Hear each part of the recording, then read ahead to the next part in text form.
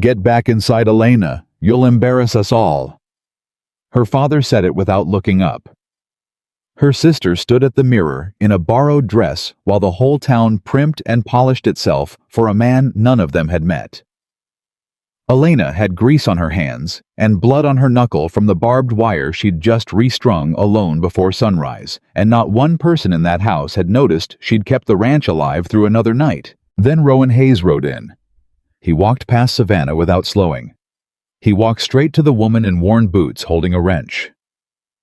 And everything Red Hollow thought it knew collapsed in a single moment. If this story moved you, subscribe to our channel right now and drop your city in the comments. I want to see how far this reaches.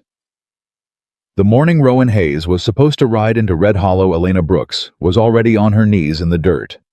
Not praying. Working. The south fence line had split clean through in the night. One of the old cedar posts had rotted at the base and finally given out, and 3 head of cattle had wandered into the Calhoun property before sunrise. Elena had found the gap at first light, tied the animals to the old oak at the ridge, and gone back for wire and a replacement post before her father had even stirred in his bed. She drove the new post herself, tamped the earth down with the flat of a rock, wound the barbed wire with her bare hands, careful, pulling the tension tight the way her grandfather had shown her when she was 11 years old. Her fingers bled a little at the knuckle where the wire bit through, and she pressed her palm against her work pants and kept moving. There was no one to help her. There never was. By the time she came back through the yard, Dottie Marsh from 2 lots over was already hanging out her washing and watching with that expression Elena had grown used to, a mix of pity and bafflement, like watching someone carry a boulder no one had asked them to pick up. "Your sister's up," Dottie called out. "Saw the lamp in her window." "Good for her," Elena said. She kept walking. Inside the Brooks house, the kitchen smelled like burnt coffee and Savannah's perfume, which was a combination that Elena had come to associate with everything wrong with their lives. Her sister was seated at the table, actually seated while their father stood at the counter refilling his mug, and 2 of the town women, Betty Crane and Loretta Voss, fussed over the curls in Savannah's hair. Nobody acknowledged Elena walking in. She went to the sink, turned on the water, and began scrubbing the blood and rust off her hands. "Ellie, move over," Savannah said, appearing beside her with an empty glass. "I need to rinse the brush." Elena moved. She didn't say anything. She dried her hands on the dish towel, poured herself what was left in the coffee pot, and stood against the far wall drinking it, while Loretta Voss told Savannah to angle her chin higher. And Betty Crane said that Rowan Hayes had reportedly turned down 3 women in the last county who'd been considered excellent prospects. "He's particular," Betty said, like that was a virtue. "He's not just looking for a pretty face." Loretta made a sound of disagreement. "Of course he is. Every man with money is looking for a pretty face. He just doesn't want to say so outright." Savannah smiled at her reflection in the dark window. Elena drank her coffee. "Elena." Her father's voice came from the corner of the room, low and deliberate, the way he spoke when he'd already made a decision and was only informing her of it now.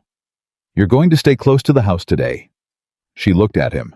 Gerald Brooks was 53 years old, but he'd aged badly. The drinking and the grief and the slow suffocation of a man who'd once had ambitions had carved deep lines into his face and left him with the particular bitterness of someone who blamed the world for what he'd done to himself.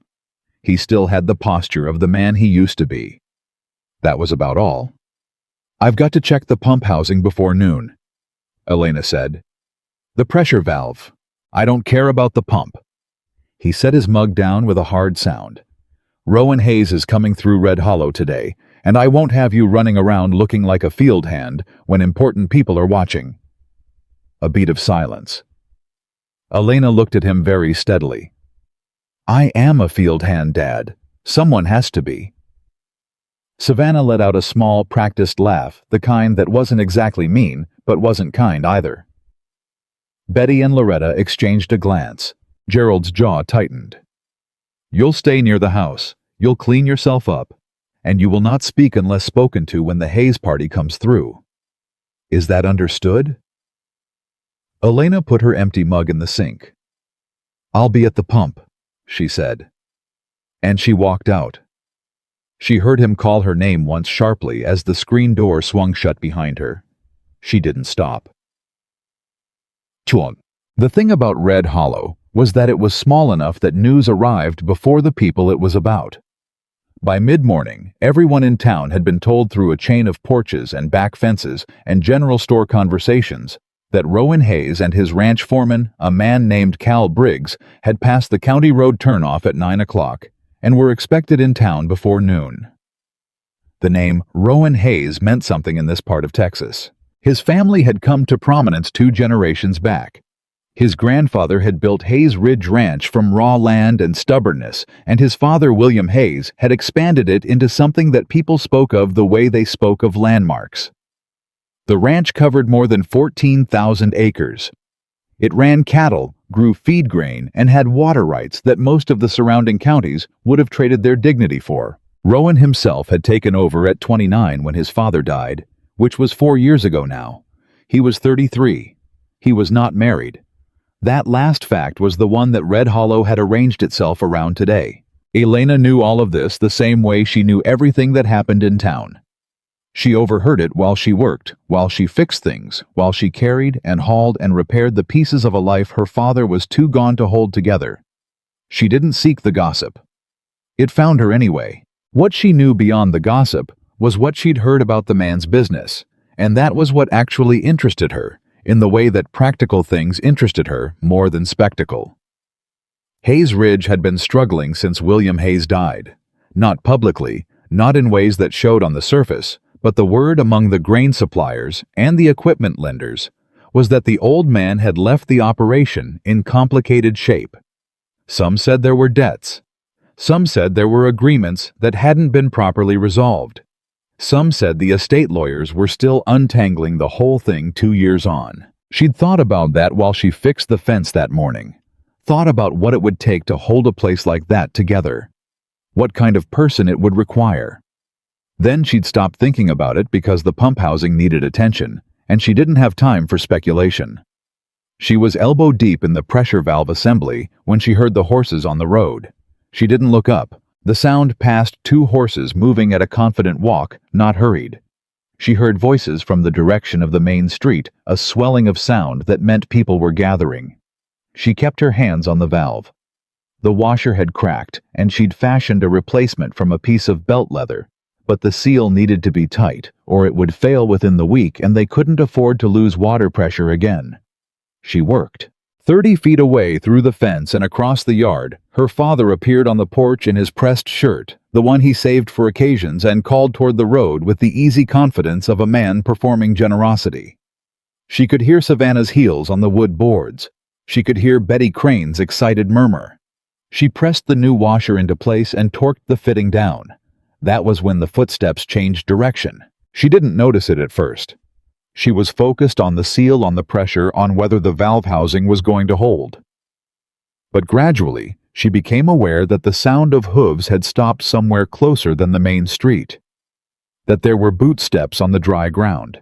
That someone had come around the side of the property instead of stopping at the front. "Ma'am?" She looked up. There were 2 men. The one who'd spoken was standing 6 feet away, and he was watching her with an expression she couldn't immediately classify. Not curiosity exactly. Not pity. Not the impatient assessment she got from most strangers. He was tall, broad through the shoulders, and he was dressed plainly for a man with his reputation. Good boots, good hat, nothing showy. He had the kind of face that had been weathered by actual outdoor work, not by decoration. The man beside him, shorter and older, was watching the main street rather than her. Elena sat back on her heels and looked at the man who'd spoken. "Help you with something." "Is this the Brooks property?" "It is." "I'm Rowan Hayes." Elena wiped her hands on her pants. She did not stand up immediately. She finished wiping first because her hands were still greasy, and there was no point in pretending otherwise. Then she stood. "Elena Brooks," she said. She did not offer her hand because it was still stained at the knuckle. "The house is out front. My father's probably on the porch." "I know," Rowan Hayes said. "I saw the porch." He paused. "What's wrong with the pump?" She looked at him for a moment. Pressure valve. The washer cracked, probably been failing for a while, but it finally lost the seal last week. I replaced it with leather as a temporary fix. We'll need a proper rubber washer from the supply house before winter."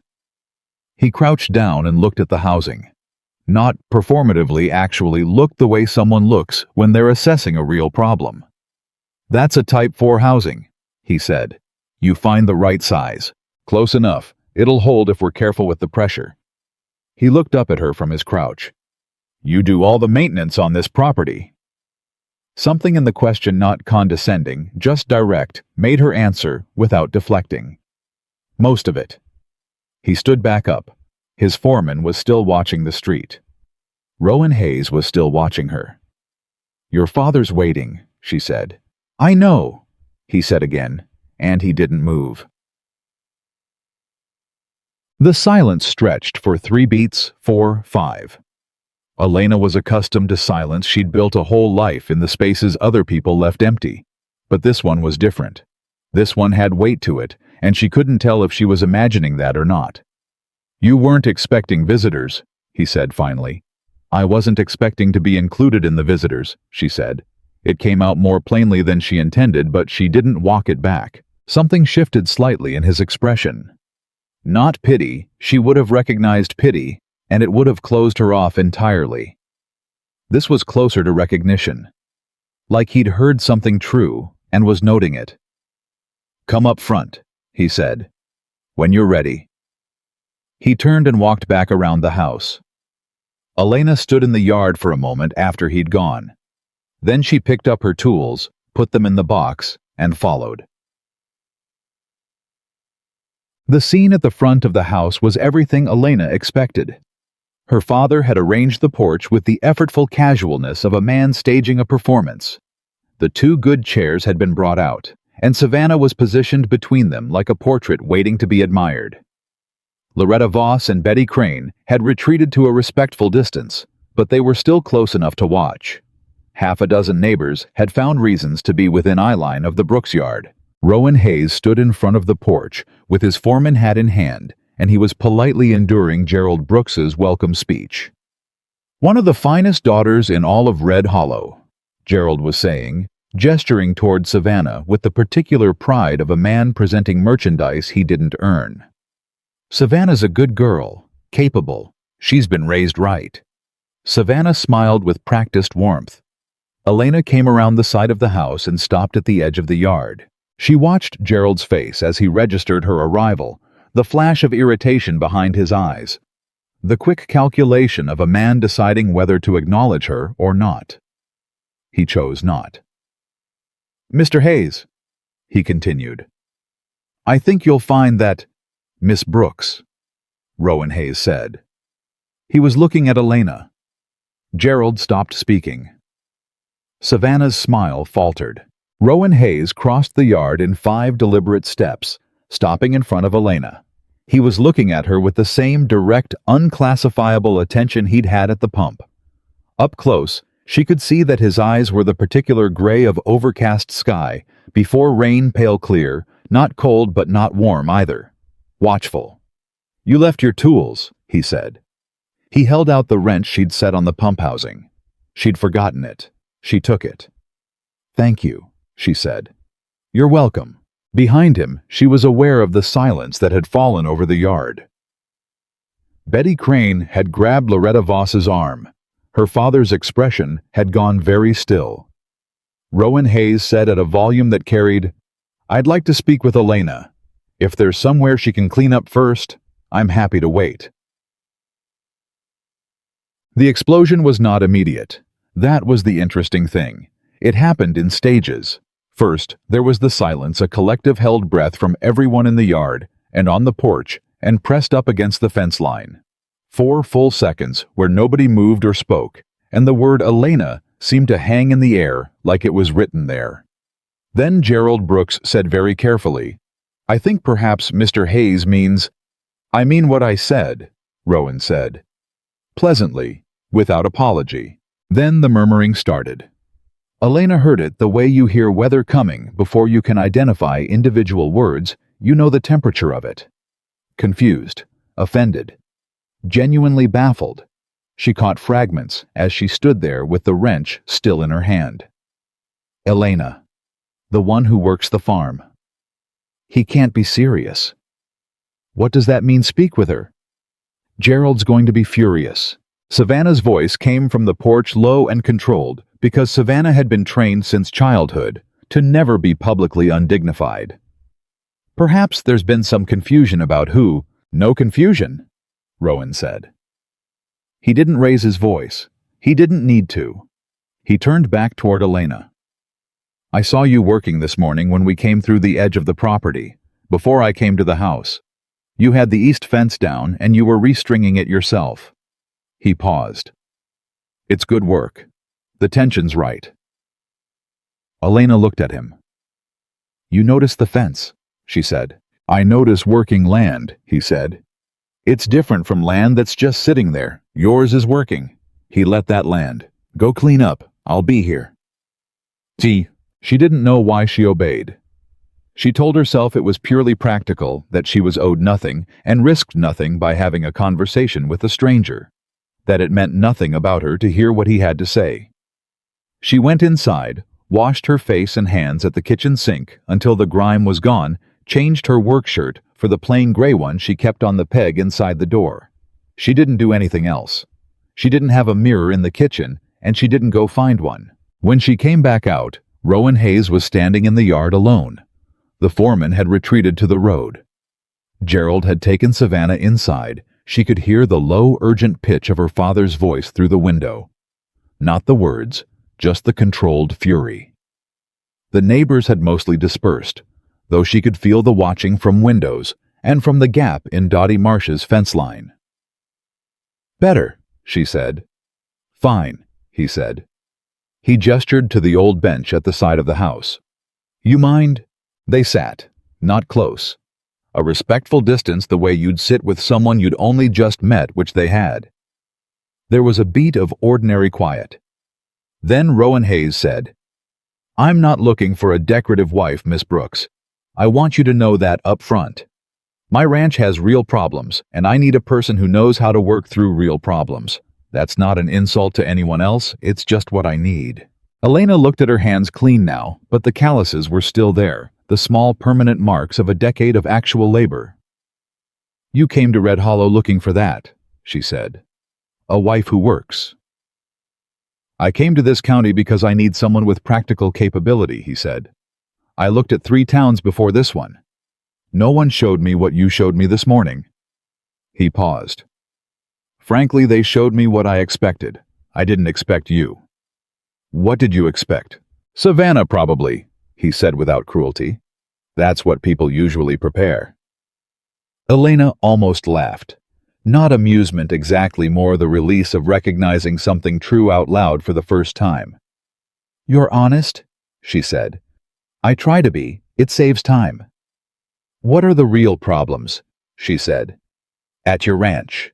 Something changed in his face, a kind of respect that was more meaningful than compliments, the recognition of a person asking the right question. The kind that don't look like problems from the outside, he said. The kind that have been building for years. Financial, some, and some older than that.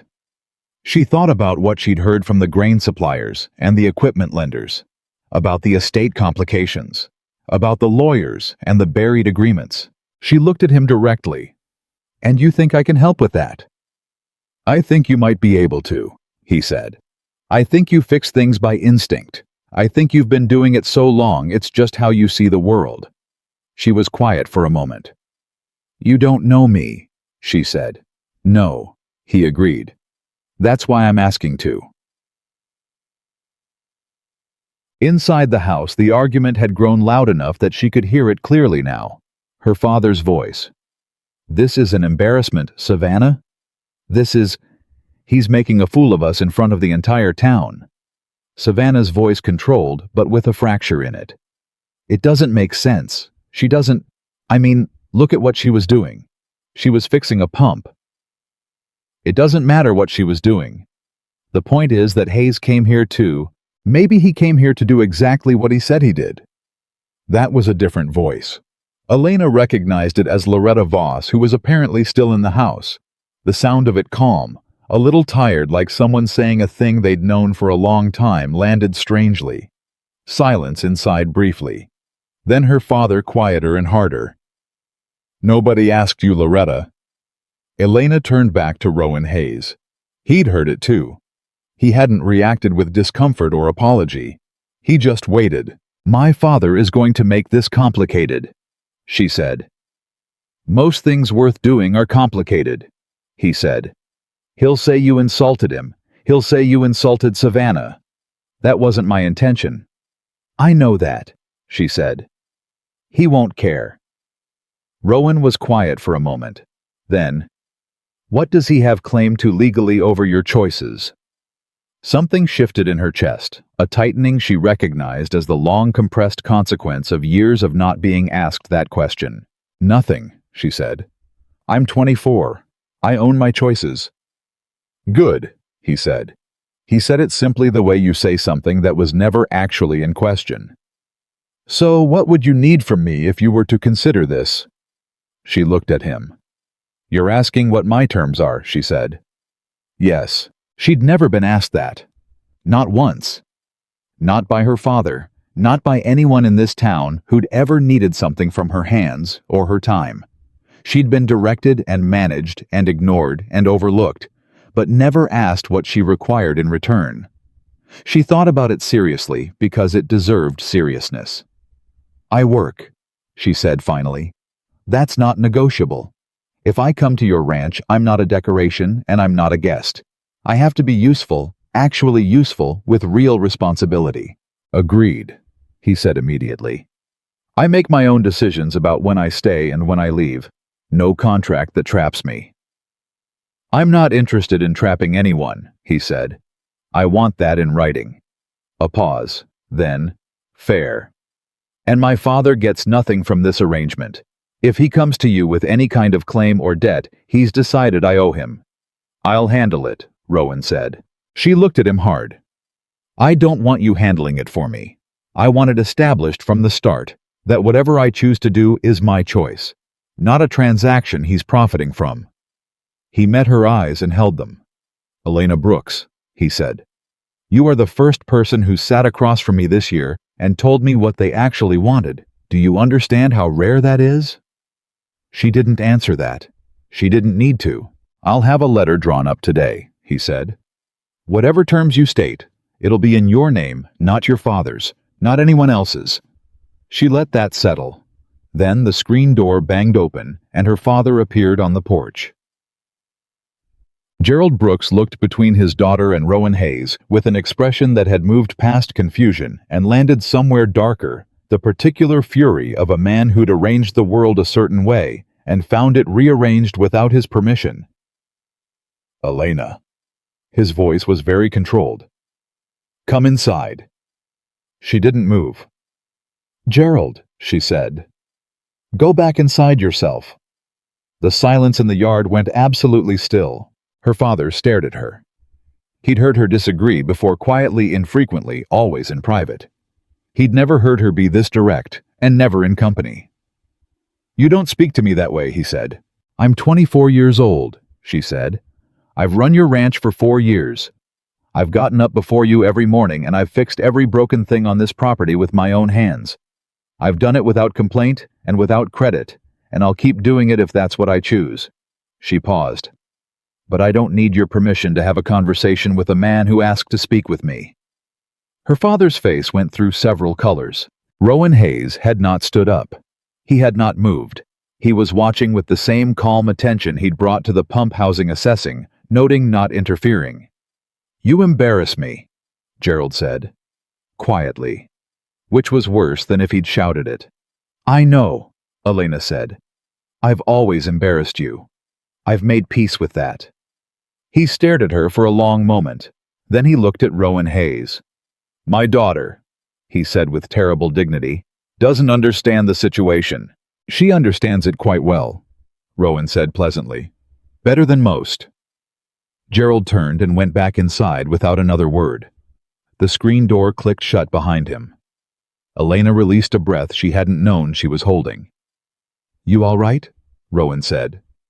"Yes," she said. And it was true, she was shaking slightly the way you shake after finally setting down something heavy, but she was all right. By the time the sun had moved past noon, the letter had been drafted. Rowan's foreman, Cal Briggs, turned out to carry a portable writing kit in his saddlebag, not because he was a formal man, but because he traveled enough that he'd learned to be prepared. He produced a clean sheet of paper and a decent pen, and Rowan wrote in his own hand while Elena watched. She was allowed to read it before anything was agreed. She read it twice. The terms were exactly what she'd stated. Her name, her choices, her right to leave, a position of genuine working responsibility on the ranch manager of secondary operations, which was a formal title she hadn't expected. No transfer of debt. No claim from her father. The arrangement could be ended by either party with 30 days' notice, and if the arrangement developed into something of a more permanent nature, that would be a separate agreement, negotiated separately. "Is there anything missing?" he said. She looked up from the paper. "You left space," she said. She pointed to a gap below the stated terms. "For anything you want to add," he said. She took the pen. She wrote, "All decisions regarding my person, my time, and my future remain solely my own." She handed it back. He read it. He didn't blink. "Yes," he said, and he countersigned it. And she packed what she owned in 2 hours. It wasn't much work clothes. Her grandfather's folding knife, the small notebook where she'd been keeping records of the ranch's failing finances, her mother's photograph, a set of tools she'd paid for herself over 3 years from small savings her father hadn't known about. Savannah came to the doorway of her room while she was packing. Elena looked at her. Her sister's expression was complicated. Not simply hurt, not simply angry, something she couldn't entirely read. Savannah Brooks was 27 years old and had been told since she could understand language that she was the one who would save this family by being beautiful in the right place at the right time. Today, that story had not worked the way it was supposed to. "You planned this," Savannah said. "I didn't plan anything," Elena said. "I was fixing the pump. That's the same thing for you." Elena stopped packing and looked at her sister directly. "You can run this place," she said. "You know you can. You've watched me do it. I'll write everything down before I leave, where the systems are, what the problems are, what order to do things." Savannah's jaw tightened. "I don't want to run the ranch." "I know," Elena said. "I know you don't, but you can." She paused. "That's not nothing, Savannah. Knowing you can do something even when you'd rather not." Her sister looked at her for a long moment. There was something underneath the complicated expression, something tired and old, and she thought maybe a little relieved. Like someone who'd been carrying a performance for a long time and was starting to feel the weight of it. Savannah didn't say anything else. She turned and went back to her room. Elena finished packing. She carried her own bag out to the road. Her father was not on the porch when she left. The curtain in the front window moved, which meant he was watching, but he didn't come out. She didn't look for him. Cal Briggs took her bag without being asked and tied it to the spare horse. He had a quiet competence about him that she recognized the manner of someone who'd worked their whole life and respected work in others. "Hayes Ridge is about 4 hours east," he said. "Weather's going to hold." "Good," she said. Rowan Hayes was already mounted. He looked down at her with the same steady attention he'd had all morning. "Ready?" he said. She thought about the pump housing she'd repaired, the fence she'd restrung, the 4 years of mornings she'd gotten up before anyone else and done what needed to be done for a place that had never once looked at her as though she mattered. She thought about the letter folded in her inside pocket with her name on it. "Yes," she said. She mounted the horse. They rode out of Red Hollow in the early afternoon, and behind them the town whispered and gossiped and shook its head and wondered what on earth Rowan Hayes could be thinking. Elena didn't look back. She looked at the road ahead, the long flat road, with the western light coming over it, and something that felt like open air, real open air for the first time in years, and she kept her eyes forward. She had agreed to nothing except her own terms. And for a woman who had spent 24 years invisible, that felt like the only miracle she had ever needed. The road east was long, and Elena spent most of it in her own head. She was not a woman who talked to fill silence, and Rowan Hayes turned out not to be a man who required it. Cal Briggs rode a length behind them and said nothing at all, which she respected. The three of them moved at a steady pace, and the only sounds were the horses and the wind and the occasional dry creak of leather. About 2 hours in, Rowan said, "You're not nervous." "Should I be?" she said. "Most people would be. Most people haven't spent 4 years wondering how they're going to get the well pump through another winter on $30 and a piece of borrowed belt leather," she said. Perspective. He made a sound that might have been a laugh. It was quiet and brief, and she got the impression it surprised him slightly. "Fair," he said. They didn't talk much after that. But it was a different kind of silence than the one she'd grown up in, not hostile, not loaded with resentment. Just two people moving through the same space without needing to perform anything for each other. She found that she could breathe in it. That alone told her something. Hayes Ridge appeared before she was ready for it, which was its own kind of statement. She'd built a picture in her mind from what she'd heard Large Prosperous, one of the finest operations in the territory, and the picture wasn't wrong exactly. But it didn't account for what she felt when she rode through the main gate and understood in the way you understand things through the body, rather than the mind, that this place had a problem underneath its surface, the way old wood had rot underneath its paint. It looked like strength. It moved like something bracing. She filed that away and kept her face even. The ranch hands who were working near the main yard looked up when they came through. She counted 7 visible, which meant more elsewhere. She noted the way they looked not at Rowan, not at Cal, but at her. The assessment was not unfriendly, but it was thorough. A new person on working land is a variable, and working people know how to read variables fast. One of them, a lean man in his 40s with a sun-damaged face, and the hands of someone who'd been at this since boyhood, stepped forward and nodded at Rowan. "Mr. Hayes, good trip." "Productive," Rowan said. He dismounted, handed his reins off. "This is Elena Brooks. She's taking on secondary operations management. Treat her accordingly." The man looked at Elena. She looked back without shifting. "Pete Garland," he said. Head hand. "Elena Brooks," she said. She didn't add anything. She didn't have to. Pete Garland gave her a second look, the kind that recalibrates. He nodded once, short and direct, and she knew that was the only welcome she was going to get, and that it was a real one. "I'll show you the quarters," Rowan said. "Show me the operation first," she said. He paused mid-step. She held his gaze. "I'll sleep anywhere. I'd rather know what I'm working with before I settle in." Another one of those brief, quiet sounds, not quite a laugh, but in that direction. He changed direction. "Pete," he said. "You mind?"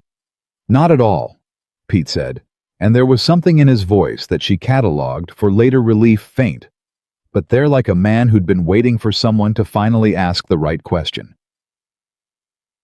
Pete Garland walked her through the secondary operation in 45 minutes, and she asked questions the whole time. Not showy questions, not the kind designed to impress, practical questions, specific questions. The kind that only made sense if you already understood how a working ranch functioned at the ground level. Where does the water come from, and where does it go? What's the grazing rotation, and who manages the schedule? What's the condition of the north barn roof? She'd seen a sag in the ridgeline from the road, and she wanted to know if anyone else had noticed. What's the diesel situation? What's the feed contract, and when does it come up for renewal? Pete answered all of it. Directly, efficiently, with the occasional sideways glance that told her he was revising his opinion upward in real time. About halfway through, he said, "You done this before?" "My family's ranch in Red Hollow," she said. "Smaller operation, but the problems are mostly the same, regardless of scale." "What kind of problems?" "Deferred maintenance, financial decisions made for the wrong reasons, systems that work until they don't, and nobody who takes responsibility for knowing which ones are about to go." She paused. "The north barn roof, for example." Pete Garland stopped walking. He looked at her.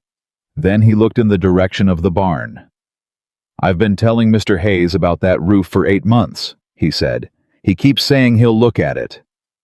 "What's it cost to fix?" "About $1,100 in materials, 2 weeks of labor." "What does it cost if it collapses in a wet winter?" He made a sound that was not amusement. "More than that. A lot more. We've got stored feet in there worth—" "Write it down," she said. "The full number. What the feet is worth, what the equipment under it is worth, what we lose if we have to move it last minute. Full number." He looked at her with that recalibrating look again. "Yes, ma'am," he said. She almost corrected the ma'am. She decided to leave it. Rowan was waiting by the main house when Pete brought her back.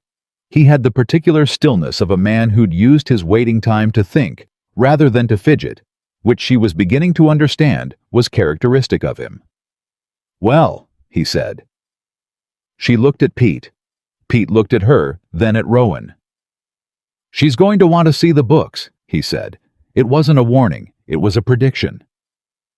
"I'm going to want to see the books," Elena confirmed. Rowan studied her for a moment. Then, "Come inside." The main house at Hayes Ridge was the first place in her life that Elena walked into, and felt the full weight of what she didn't know, not because it was grand, though it was larger than anything she'd lived in, but because it had the specific texture of a place that hadn't been properly managed in years. Fine things, poorly maintained. Good bones underneath a surface that had been allowed to slide. It felt, she thought, like the ranch exterior, like something bracing. Rowan took her to the office, a room with 2 walls of shelving and a desk that was buried under paper in a way that told her the filing system had stopped working sometime around 2 years ago, and nobody had rebuilt it. She stood in the doorway and looked at the desk. "Your father's estate," she said. "Yes," he said. He said it flatly without self-pity, but without pretending it was fine either. "How long did the lawyers take?" 14 months to declare the estate settled." He paused. "I'm not sure they got it right." She looked at him sharply. "What does that mean?" He moved to the desk, opened the bottom drawer, and pulled out a folder that was thicker than most books. He held it out to her. She took it. She opened it. The first page was a summary document from an attorney named Caldwell Harlan. Caldwell of Caldwell and Associates out of Amarillo. The summary declared the Hayes estate settled, and the outstanding debts resolved. The total figure was substantial. The resolution looked clean on paper. She turned to the second page, then the third. By the 5th page, she felt a specific sensation in her chest that she'd felt before once when she found a structural crack in the Brooks barn that went all the way through the foundation, and once when she realized her father had signed a loan agreement he hadn't told her about. The sensation of looking at damage that was deeper than it first appeared. "Who is Harlan Caldwell to your family?" she said. "He was my father's lawyer," Rowan said. "He handled the estate. Is he still your lawyer?" A pause. "He handles the ongoing legal matters for the ranch, yes." She looked up from the folder. Rowan was watching her with careful attention, the kind that knew something was coming and was choosing not to rush it. "These resolution figures," she said. "There are 3 creditor claims here that were settled for amounts that seem low. Very low given the original balances. Caldwell negotiated them down. Or they were settled on paper, but the actual obligation wasn't cleared," she said. "Which would mean the creditors could come back." Silence. "Do you have the original creditor agreements?" she said. "Somewhere in there," he said. She looked at the desk, at the 2 walls of shelving, at the folder in her hands. "I'm going to need more time with this than tonight," she said. "Take what you need," he said, and then quieter, "Elena." He waited until she looked at him. "Be honest with me. Whatever you find." "That's the only way I know how to be," she said. She found the housekeeper a compact, direct woman named Marta, who'd been at Hayes Ridge for 11 years and had the air of someone who'd watched the place deteriorate, with the helpless grief of someone who couldn't stop it. Marta showed her to a room on the second floor, plain and decent, with a window that overlooked the east yard. Elena set her bag on the floor and didn't unpack it. She went back to the office. She worked until 2 in the morning. What she found in those hours was not a surprise exactly. It was more like the confirmation of a suspicion that had arrived the moment she read that summary document. But confirmation is its own thing. Confirmation has weight that suspicion doesn't. The first thing, Harlan Caldwell had negotiated the estate debts, yes. But she found buried in a stack of papers that had been filed out of order and probably never cross-referenced an original agreement between William Hayes and a land trust called the Meridian Group. The agreement, dated 5 years before William Hayes's death, granted the Meridian Group right of first purchase on 4,300 acres of the Northern Range if the Hayes estate ever came under financial pressure. That agreement had not appeared in the estate settlement. She read it twice to make sure she understood it. Then she set it carefully to one side and kept looking. The second thing, 3 of the resolved creditor claims had been settled by Caldwell for figures that were indeed suspiciously low. When she found the original loan documents and did the arithmetic herself, the discrepancy was not small. The gap between what the loans should have resolved for and what Caldwell had settled them for totaled somewhere north of $60,000. The money had to have gone somewhere. She sat with that number for a long time. The third thing, and this was the one that made her get up and stand at the window for several minutes, was that Harlan Caldwell was listed in a separate internal document as a paid consultant to the Meridian Group. He was working for both sides. Had been apparently for years. She stood at the window and looked out at the east yard and the dark shape of the barn roof against the night sky. She thought about Rowan Hayes, who had taken over this ranch at 29. And spent 4 years trying to hold it together without knowing what was eating it from the inside. She thought about what it would feel like to do that, to work that hard, against a damage you didn't know existed. She knew something about that. She went back to the desk and kept working. She was still at the desk when the light under the office door shifted, and Rowan Hayes pushed it open at 6:30 in the morning. He stopped in the doorway.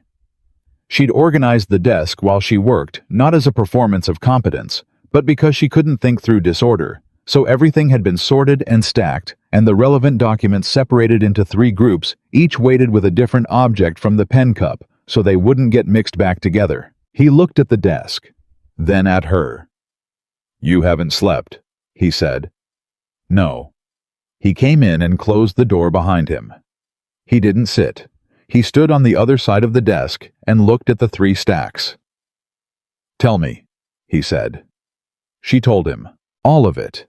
The Meridian Group agreement, the settlement discrepancies, Caldwell's dual role. She laid it out plainly in order without softening any of it. She watched his face while she talked, and his face went through something difficult. Not shock, because some part of him had sensed that something was wrong, but the particular expression of a man who'd suspected and been confirmed simultaneously, which is harder than simple shock, because there's nowhere to deflect the understanding. When she finished, he was quiet for a long time. $60,000, he said.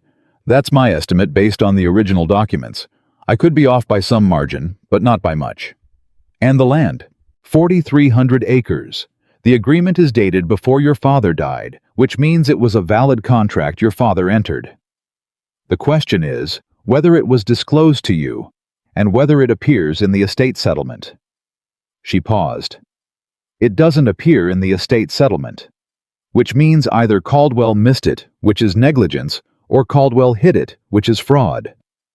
Another long silence. "He's still my lawyer," Rowan said. "I know. He handled everything after my father died, the estate, the creditor negotiations, the ongoing ranch contracts." "I know," she said again. And then carefully, "Do you have a relationship with him beyond the legal work? Is he a friend of the family?" Rowan looked at her with something complicated. "He and my father were close. He came to the funeral. He's been—" He stopped. "I trusted him," he said, "because my father trusted him." The flatness with which he said it told her everything about how that sentence felt coming out. She didn't fill the silence. She let him sit in it. He put both hands on the desk and looked at the 3 stacks of paper. Then he looked at the Meridian Group agreement she'd placed on top of the center stack right on top, so it would be the first thing anyone saw. "Who else knows about this?" he said. "No one," she said. "I found it last night. You're the first person I've told." He looked at her. "You could have waited, brought it to me more gently." "You asked me to be honest," she said. "That's not compatible with waiting." Something moved through his expression, the complicated recognition of a man who'd asked for something difficult and received exactly that. "What do we do?" he said. And the fact that he said, "We," not "what do I do," not "what should I do." But we immediately, without thinking about it, did something small and significant in her chest that she didn't have time to examine right now. "First," she said, "you stop sharing any ranch information with Caldwell until we understand the full scope of what he's done. Don't tell him you know anything." Agreed. Second, you need a different attorney. Someone with no connection to Caldwell, no connection to the Meridian Group. Someone who practices land and estate law. "I know a man in Austin," he said slowly. "James Whitfield. My father didn't like him because he was too direct. My father preferred—" He stopped. "My father preferred people who made things sound smoother than they were." "Whitfield sounds right," she said. "Third," he said. "Third, we get the Meridian Group agreement in front of Whitfield immediately and find out whether that land claim is still actionable. Whether the agreement can be challenged. How much time we have."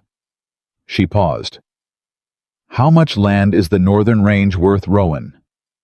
It was the first time she'd used his first name, and she hadn't planned it. It came out because she was tired and direct, and they'd been working toward the same thing for the last several minutes, and formality felt wrong suddenly. He didn't react to it, except in a way that was barely perceptible, a slight settling like something aligning. "The water rights alone," he said, "are worth more than the ranch's debt." She nodded. So that was what the Meridian Group wanted. "Then we move fast," she said. The conversation with Pete Garland that morning was short and pointed. Elena had slept 2 hours and changed her shirt and was back in the yard by 8. Pete had the look of a man who'd arrived at work to find that the landscape had shifted overnight, which it had. "I need the maintenance records for the last 3 years," she said. "Everything. Equipment, structural, water systems." "What are you looking for?" he said. "I'll know when I see it," she said. "Also, anyone on this property who's been here more than 5 years who knew William Hayes, who might know about any arrangements the old man made that aren't in the main records." Pete looked at her carefully. "That's an interesting question." "It's a necessary one." He was quiet for a moment. Then, "There's a woman named June Paris. She was William Hayes's bookkeeper for the last 8 years of his life. Caldwell let her go when he took over the estate administration. She lives about 6 miles east, has a small place out there." Something moved quick and sharp through Elena's awareness. "Caldwell let her go." "Day after the funeral," Pete said. I always thought it was fast." "It was fast," Elena said. "I need to speak with her." "I figured you might," Pete said. He'd already written down an address. "Okay." Rowan drove her out to June Paris's place that afternoon. He didn't ask why she wanted him there, rather than going alone. He seemed to understand, or at least to trust her instinct about it, which was its own form of communication she was still getting used to. June Paris was 61 slight, with the precise posture of someone who'd spent decades at a desk and the sharp eyes of a woman who forgot nothing. She opened the door and looked at Rowan Hayes, and her expression went through 3 things in quick succession: recognition, grief, and something that might have been relief. "I wondered when someone would come," she said. She let them in. She made coffee without asking whether they wanted it, which told Elena something about her, and sat across the kitchen table with her hands folded in a way that looked calm, and wasn't. "Mr. Hayes," she said, "I'm sorry about your father. I should have written. I didn't know what to say." "It's all right, June." he said, quietly. She looked at Elena. "And you are?" "Elena Brooks," Elena said. "I'm working with Rowan on the ranch management.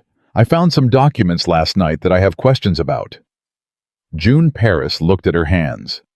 "The Meridian Group Agreement," Elena said. June closed her eyes briefly. When she opened them, they were very steady.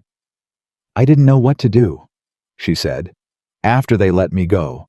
After Caldwell, I didn't know what was the right thing. I told myself William had made that agreement himself, that maybe he had reasons I didn't know about. I told myself it was settled." "Did you know about the creditor settlements?" Elena said.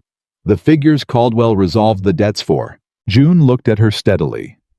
"I knew the original balances," she said. "I know what they should have settled for." She paused. "I know what they didn't." "Do you have records?" Elena said. "Personal copies. Anything you kept from when you were bookkeeper." June Paris stood up without a word. She went to the back room. She came back with a box. She set it on the table between them. It was a full box. Rowan Hayes looked at it and then looked at June and said with careful control, "You kept all of this."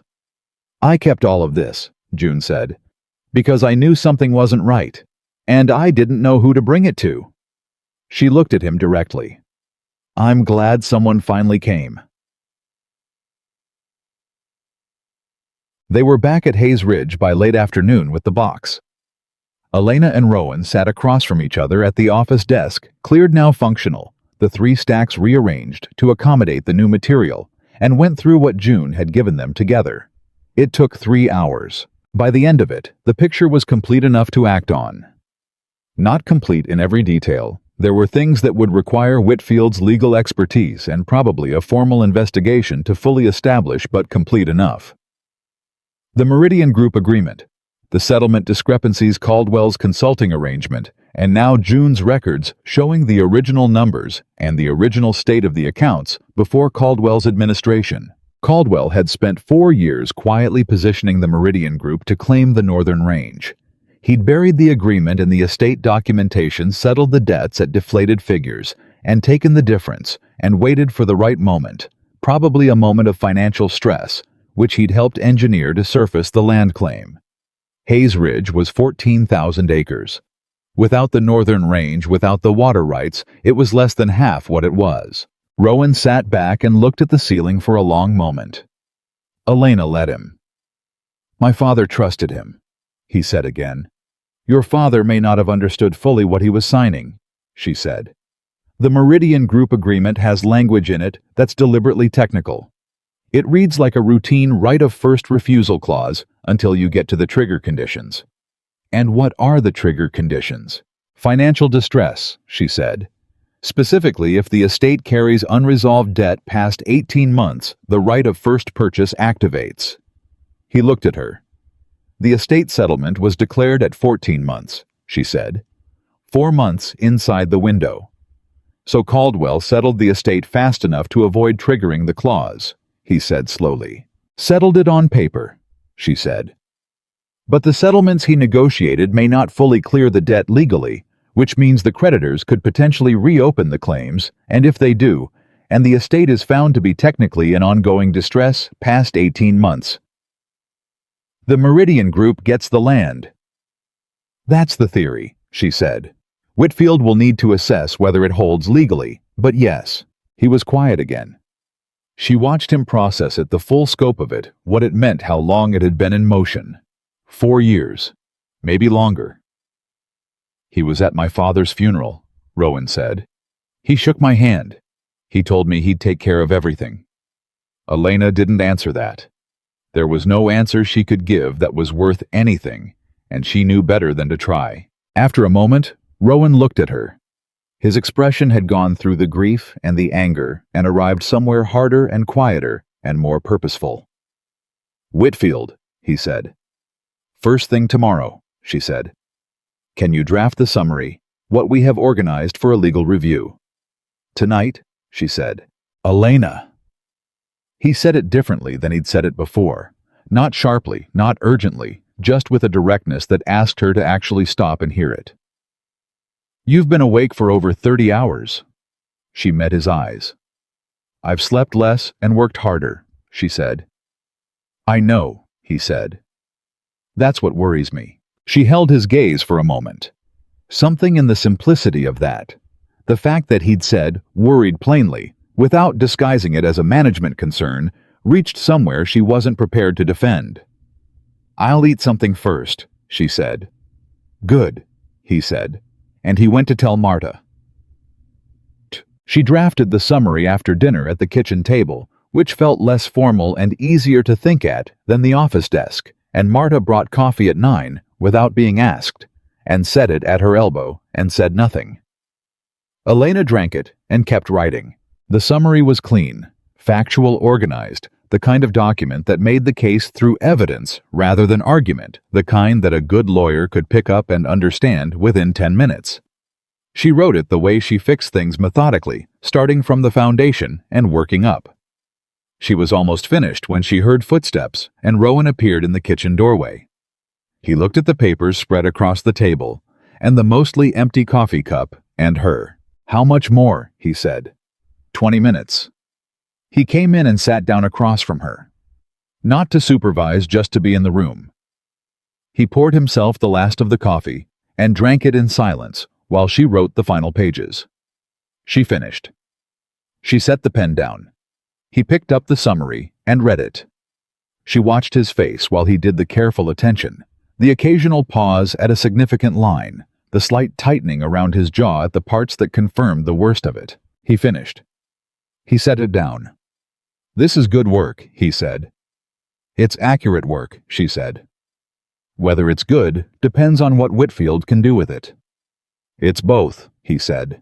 She looked at him across the kitchen table in the late-night quiet of the house, and for the first time since she'd ridden through the gate yesterday, she felt something that wasn't urgency or adrenaline or the focused intensity of a problem being solved. It was something slower and more uncertain, and she didn't have a ready name for it. She looked away first. Get some sleep, he said. We leave for Austin at 7. She nodded and gathered the papers and went upstairs. She lay in the dark for a long time before sleep came. The box from June Paris sat on the floor by her bag, and somewhere in this house, a man was reckoning with 4 years of being quietly betrayed by someone he'd trusted, and tomorrow they were going to start fighting it. She stared at the ceiling and thought, this is what you came here to do. This is exactly the kind of problem you know how to work through. But there was something underneath that thought. A smaller, quieter thing she didn't examine too closely, that said this was also the first time in her adult life she'd fallen asleep somewhere and felt, however cautiously, like she was supposed to be there. She closed her eyes and slept hard and dreamlessly, with one hand resting on the folded summary that might save 14,000 acres from a man who'd spent years pretending to be trustworthy. Tomorrow, the work would continue. She was ready for it. They left for Austin at 7 as planned. Cal Briggs drove. Elena sat in the back with the summary document in her lap and the box from June Paris at her feet, and Rowan sat beside her with his hat on his knee and his jaw set at an angle that told her he hadn't slept much either. Nobody talked for the first hour. The silence between them had changed again overnight. It had a different texture now, the kind that comes from two people who have looked at the same difficult thing together and can't unsee it. She went over the summary one more time in her head. Checked the logic. Checked the sequence of the evidence. She had the instinct trained by years of fixing things alone to doubt her own conclusions when they were serious, not because she lacked confidence, but because serious conclusions deserved the scrutiny. She gave it that. The conclusions held. Harlan Caldwell had been running both sides of the Hayes estate for years. The fraud was not careless. It was patient architectural, the kind built by someone who understood how inattention compounds over time. He'd known that a grieving son taking over a complicated ranch at 29 would be overwhelmed. He'd counted on it. He'd made himself indispensable in exactly the moment when Rowan had no capacity to question him. It was, she thought, one of the cruelest kinds of theft. Not brutal, not sudden, just slow and quiet and built on trust. You're going through it again, Rowan said. She looked up. He was watching her, not intrusive, just aware. "I want to be certain," she said. "You were certain last night." "I want to still be certain this morning." He looked at her for a moment. Then he nodded once, as if that made sense to him, and looked back out the window.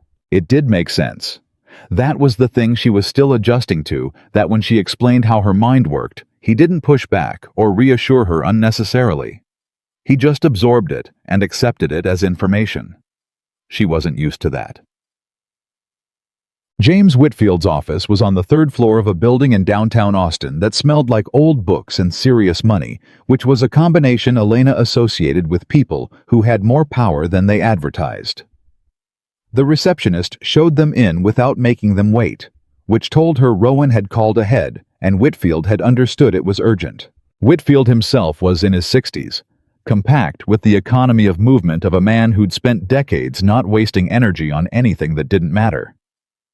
He shook Rowan's hand and then looked at Elena with the direct evaluating gaze of a man who categorized people fast. "This is Elena Brooks," Rowan said. "She found what we're here about." Whitfield looked at her for one more second. Then, "Sit down, tell me," she told him. She laid it out the same way she'd written the summary, factual, sequenced evidence first. She put the relevant documents in front of him as she went. He read each one without interrupting her, which she appreciated. A man who interrupted during evidence presentation was a man who thought his hypotheses mattered more than facts, and she'd dealt with enough of those. When she finished, Whitfield sat back and was quiet for almost a full minute. Elena let him think. Rowan let him think. Then Whitfield said, "How long were you in the office before you found the Meridian Agreement?" "About 2 hours," she said. He looked at her over his reading glasses. "And Caldwell administered that office for 4 years and claims he never found it." "That's what the estate settlement implies," she said. "It's not plausible," Whitfield said. "It wasn't a question." "No," she said. "It's not." Whitfield looked at Rowan. "How much do you trust the woman who kept the original books, June Paris?" "Completely," Rowan said. "She worked for my father for 8 years. She has no motive to fabricate anything. If anything, she's been sitting on this information for 4 years, afraid to come forward." "Why afraid?" "Caldwell let her go the day after the funeral," Elena said. "She knew something was wrong, but she didn't know who to trust with it. She wasn't sure anyone would listen." Whitfield looked in the box of June's records. "These are original documents, not copies." "Originals," Elena said. "Ledgers, correspondence account records, in her handwriting with dates." Another silence. Then Whitfield put both hands flat on the desk and said, "All right, here is what you're dealing with." He talked for 40 minutes. The legal picture as Whitfield drew it was serious, but not hopeless. A distinction that Elena understood meant a great deal of work ahead. The Meridian Group agreement was legally valid as a contract William Hayes had entered. That couldn't be undone. What could potentially be challenged was the estate settlement process itself, specifically whether Caldwell's dual role as estate administrator and paid Meridian Group consultant constituted a conflict of interest that voided or compromised his administration of the estate. If the settlement process was found to be compromised, it could be reopened. And if it was reopened, the Meridian Group's ability to invoke the land claim, which depended on the settlement having left certain debts technically unresolved, collapsed. "The 18-month trigger," Elena said.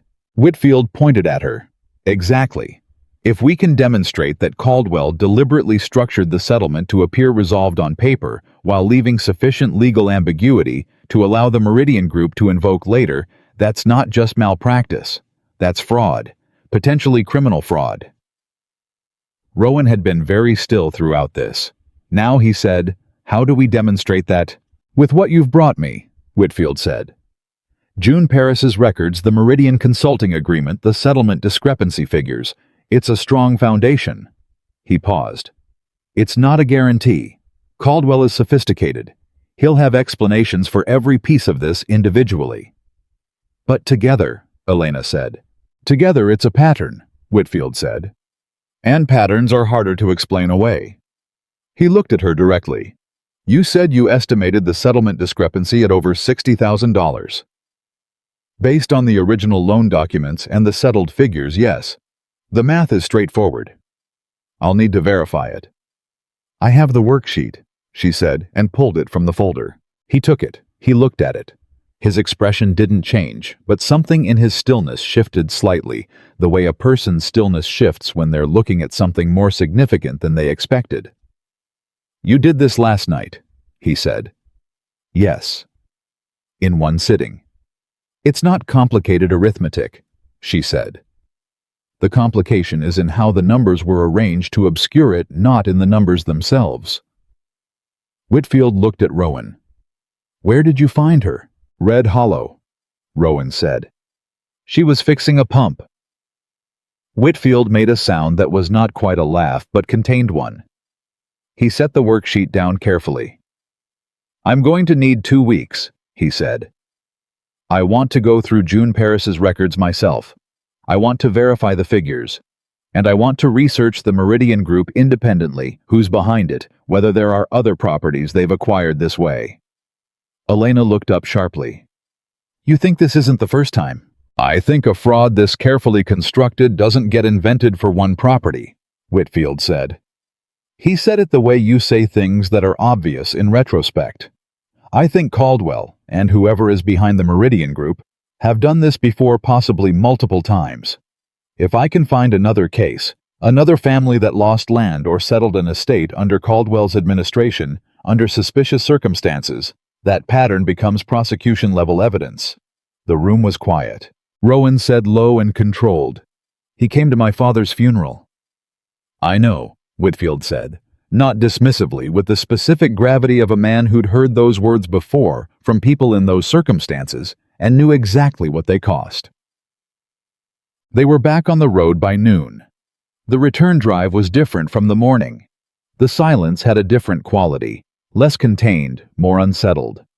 Whitfield's news had done what good legal counsel does, clarified the situation without resolving it, which meant they now understood clearly how serious things were and how uncertain the outcome remained.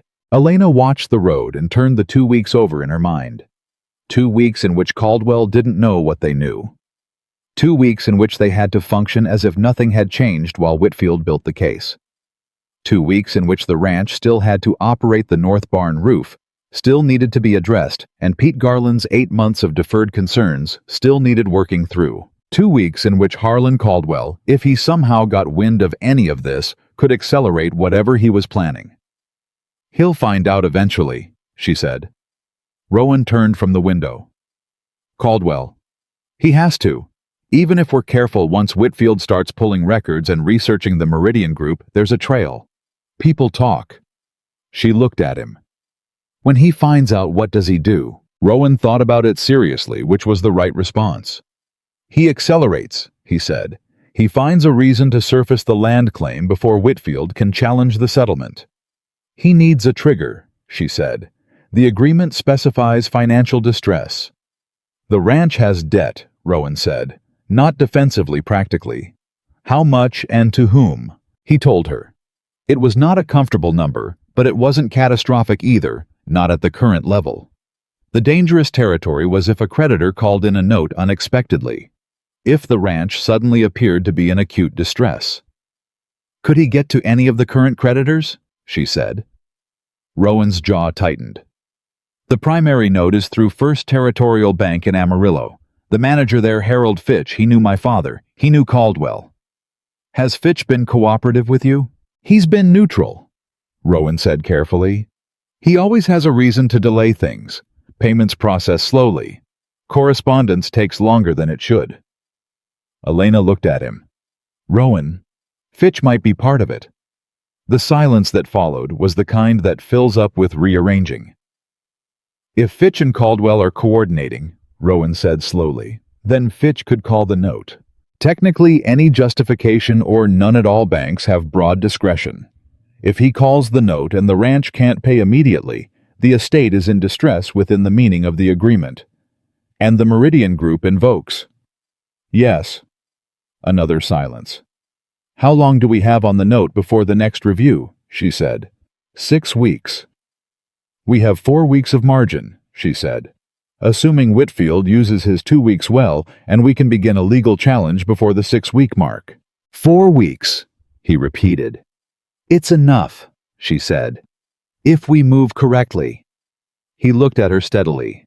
You're not frightened by this. I'm concerned by it, she said. Frightened doesn't help. He held her gaze for a moment. Then he turned back to the road, and she heard him exhale slow, controlled the breath of a man putting something down that he'd been carrying for too long by himself. Tell me what we do, he said. Back at the ranch, she went straight to Pete Garland. She didn't tell him about Caldwell or the legal situation that needed to stay contained until Whitfield was further along. But she told him enough. She told him she needed a full operational report. Every system, every piece of equipment, every outstanding maintenance issue, organized by urgency and cost. She told him she needed it in writing, and she needed it in 2 days. Pete looked at her with the expression she was beginning to recognize as his version of respect, direct, unsurprised, quietly relieved. I've been wanting to put that together for 3 years, he said. Nobody ever asked for it. I'm asking, she said. 2 days. He nodded and went to work. She spent the rest of the afternoon with Marta going through the household accounts. This was territory she hadn't touched yet, and Marta had kept meticulous records which told her something important about the woman's character. The household ran lean and sensibly. There was no waste here. Whatever the ranch's financial complications, they weren't coming from the inside. You've managed this well, Elena told her. Marta looked at her with the careful expression of someone not accustomed to being assessed directly. I try, she said. You've done more than try, Elena said. I'm going to need your help over the next month. Things are going to be moving fast. Marta looked at her steadily. Is the ranch in trouble? Elena considered how much to say. The ranch has some things that need resolving, she said. We're resolving them. Marta absorbed this. William Hayes was a good man, she said quietly. He deserved better than what happened after. Elena paused. What do you mean? After he died, Marta said. Things changed fast. People who'd been around a long time suddenly weren't. People who hadn't been around started appearing. She looked at her hands. That lawyer. He was here a great deal, more than seemed necessary. Caldwell. He made me uncomfortable, Marta said plainly. I don't have a better way to say it. He was always very pleasant, and he always made me uncomfortable. That's a better way to say it than you think, Elena said. Did he ever ask you things about the house, the records, anything like that? Once, Marta said. About 6 months after William died. He asked me if William kept any personal files in the house, outside of the office. I told him I didn't know. He was very pleasant about it. Elena went very still. Did William keep personal files outside the office? She said carefully. Marta looked at her for a long moment. Then she stood up and said, Follow me. The room at the end of the upstairs hall had been William Hayes's private study. Smaller than the office, rarely used, the kind of space a man retreats to when he wants to think rather than work. Marta had kept it clean. She'd kept it exactly as it was. She opened the closet. On the floor underneath a wool blanket was a small trunk. Elena crouched and opened it. Inside were 4 leather-bound journals and a folded sheaf of correspondence tied with twine. She looked at Marta. I didn't know what was in them, Marta said. I knew they were private. After William died, I thought about giving them to Mr. Hayes to Rowan, but things moved so fast and Caldwell was always present, and I... She stopped. I kept them safe, she said. That was all I knew how to do. Elena stood up with the trunk. You kept them very safe, she said. Thank you, Marta. She brought the trunk to Rowan. He was in the office when she came in, going through correspondence with the focused grimness of a man who was looking for more trouble he hadn't found yet. He looked up when she set the trunk on the desk. She told him where it had come from. She watched his face while she talked the way it went still, when she mentioned his father's private study, the way something complicated moved through it when she described Marta keeping the trunk hidden. He looked at the trunk for a moment without touching it. Then he opened it. He read the journals in silence. Elena sat across from him and didn't rush him. She watched the light change as time passed, and she watched his face, and she read him the way she read structural things, looking for what was load-bearing, what was under strain, where the cracks were. She was learning a man with more interior than he showed. He'd built significant control over his own reactions. Not coldness, not suppression. Exactly more like the habit of a person who'd grown up in a place where emotional expression was treated as weakness and had made the rational adaptation. The control was good, but underneath it she could see the real thing moving. He read for over an hour. When he put the last journal down, he sat back and looked at the ceiling. He knew, Rowan said. Elena waited. He knew something was wrong with Caldwell, Rowan said. He writes about it here about 18 months before he died. He says he thinks Caldwell has interests that conflict with the ranch's interests, but he can't prove it. He stopped. He didn't know about the Meridian Group specifically. He couldn't see the whole thing, but he felt it. Another pause, and this one had something ragged in it. He felt it, and he didn't know how to... He stopped again. She gave him the silence. He should have told me, Rowan said, and the pain in that was real and direct and not performed. He probably thought he had time, she said. He probably thought he'd figure it out himself first. He was like that, Rowan said. He handled things alone. You do too, she said, not as a criticism. He looked at her. Something in his face, the controlled surface of it, shifted slightly. I did, he said. I'm trying to do something different. She held his gaze for a moment. Then she reached for the sheaf of correspondence. Can I look? He pushed it toward her. The correspondence was even more valuable than the journals. It was a series of letters between William Hayes and a man named Thomas Reeve, a business associate in Fort Worth. Someone Elena hadn't encountered in any of the other documents. The letters spanned the last 2 years of William's life. They were personal, informal, the kind written between men who'd known each other a long time. And buried in them across 3 letters, dated in the final year of William's life, was a thread she almost missed. William had been approached by the Meridian Group directly. Not through Caldwell directly. A representative had come to Hayes Ridge and proposed what they called a partnership arrangement on the Northern Range water rights. William had refused, firmly from the tone of it. He'd written to Reeve about it because he was suspicious of the approach and wanted a second opinion. Reeve's response advised caution, but not alarm. William's final letter on the subject said simply, Caldwell handled the men when they came again last week. He says he's dealt with it. I hope that's true, but I can't say I'm fully satisfied. She put the letter down on the desk with her hand flat on it. Rowan, she said. He leaned forward and read it. He was very quiet for a long time. Caldwell didn't deal with them, Rowan said. He joined them. Yes, she said. They came to my father refused, and Caldwell used the moment to get himself on the inside of the deal. That's what it looks like. His jaw was set so hard she could see the line of it from across the desk.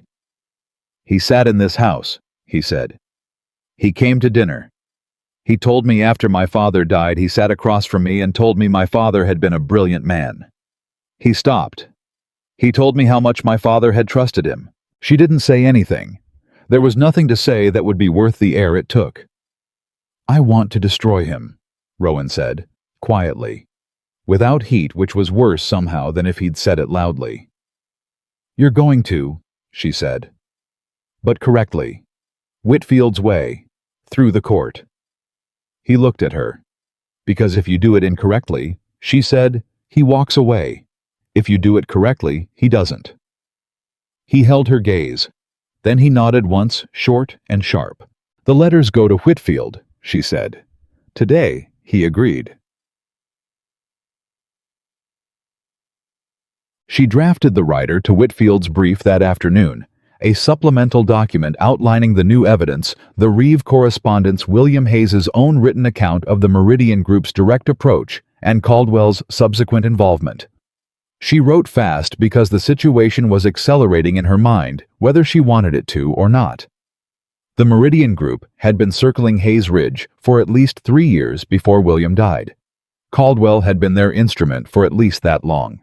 Every day they waited was a day the other side had more time to prepare a countermove. She sent it to Whitfield by courier at 5 o'clock.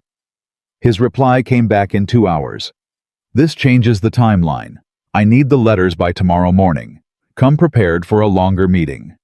She showed Rowan the message. Tomorrow, he said. Not a question. Leave at 6, she said. It'll be a longer day. He looked at her with an expression she was having increasing difficulty categorizing. It wasn't gratitude exactly, though it contained that. It was closer to the specific look of a man who'd been alone with a heavy thing for a long time, and had just become genuinely not alone with it. Elena, he said. She waited. I brought you here because I thought you could fix things, he said. Physical things, operational things.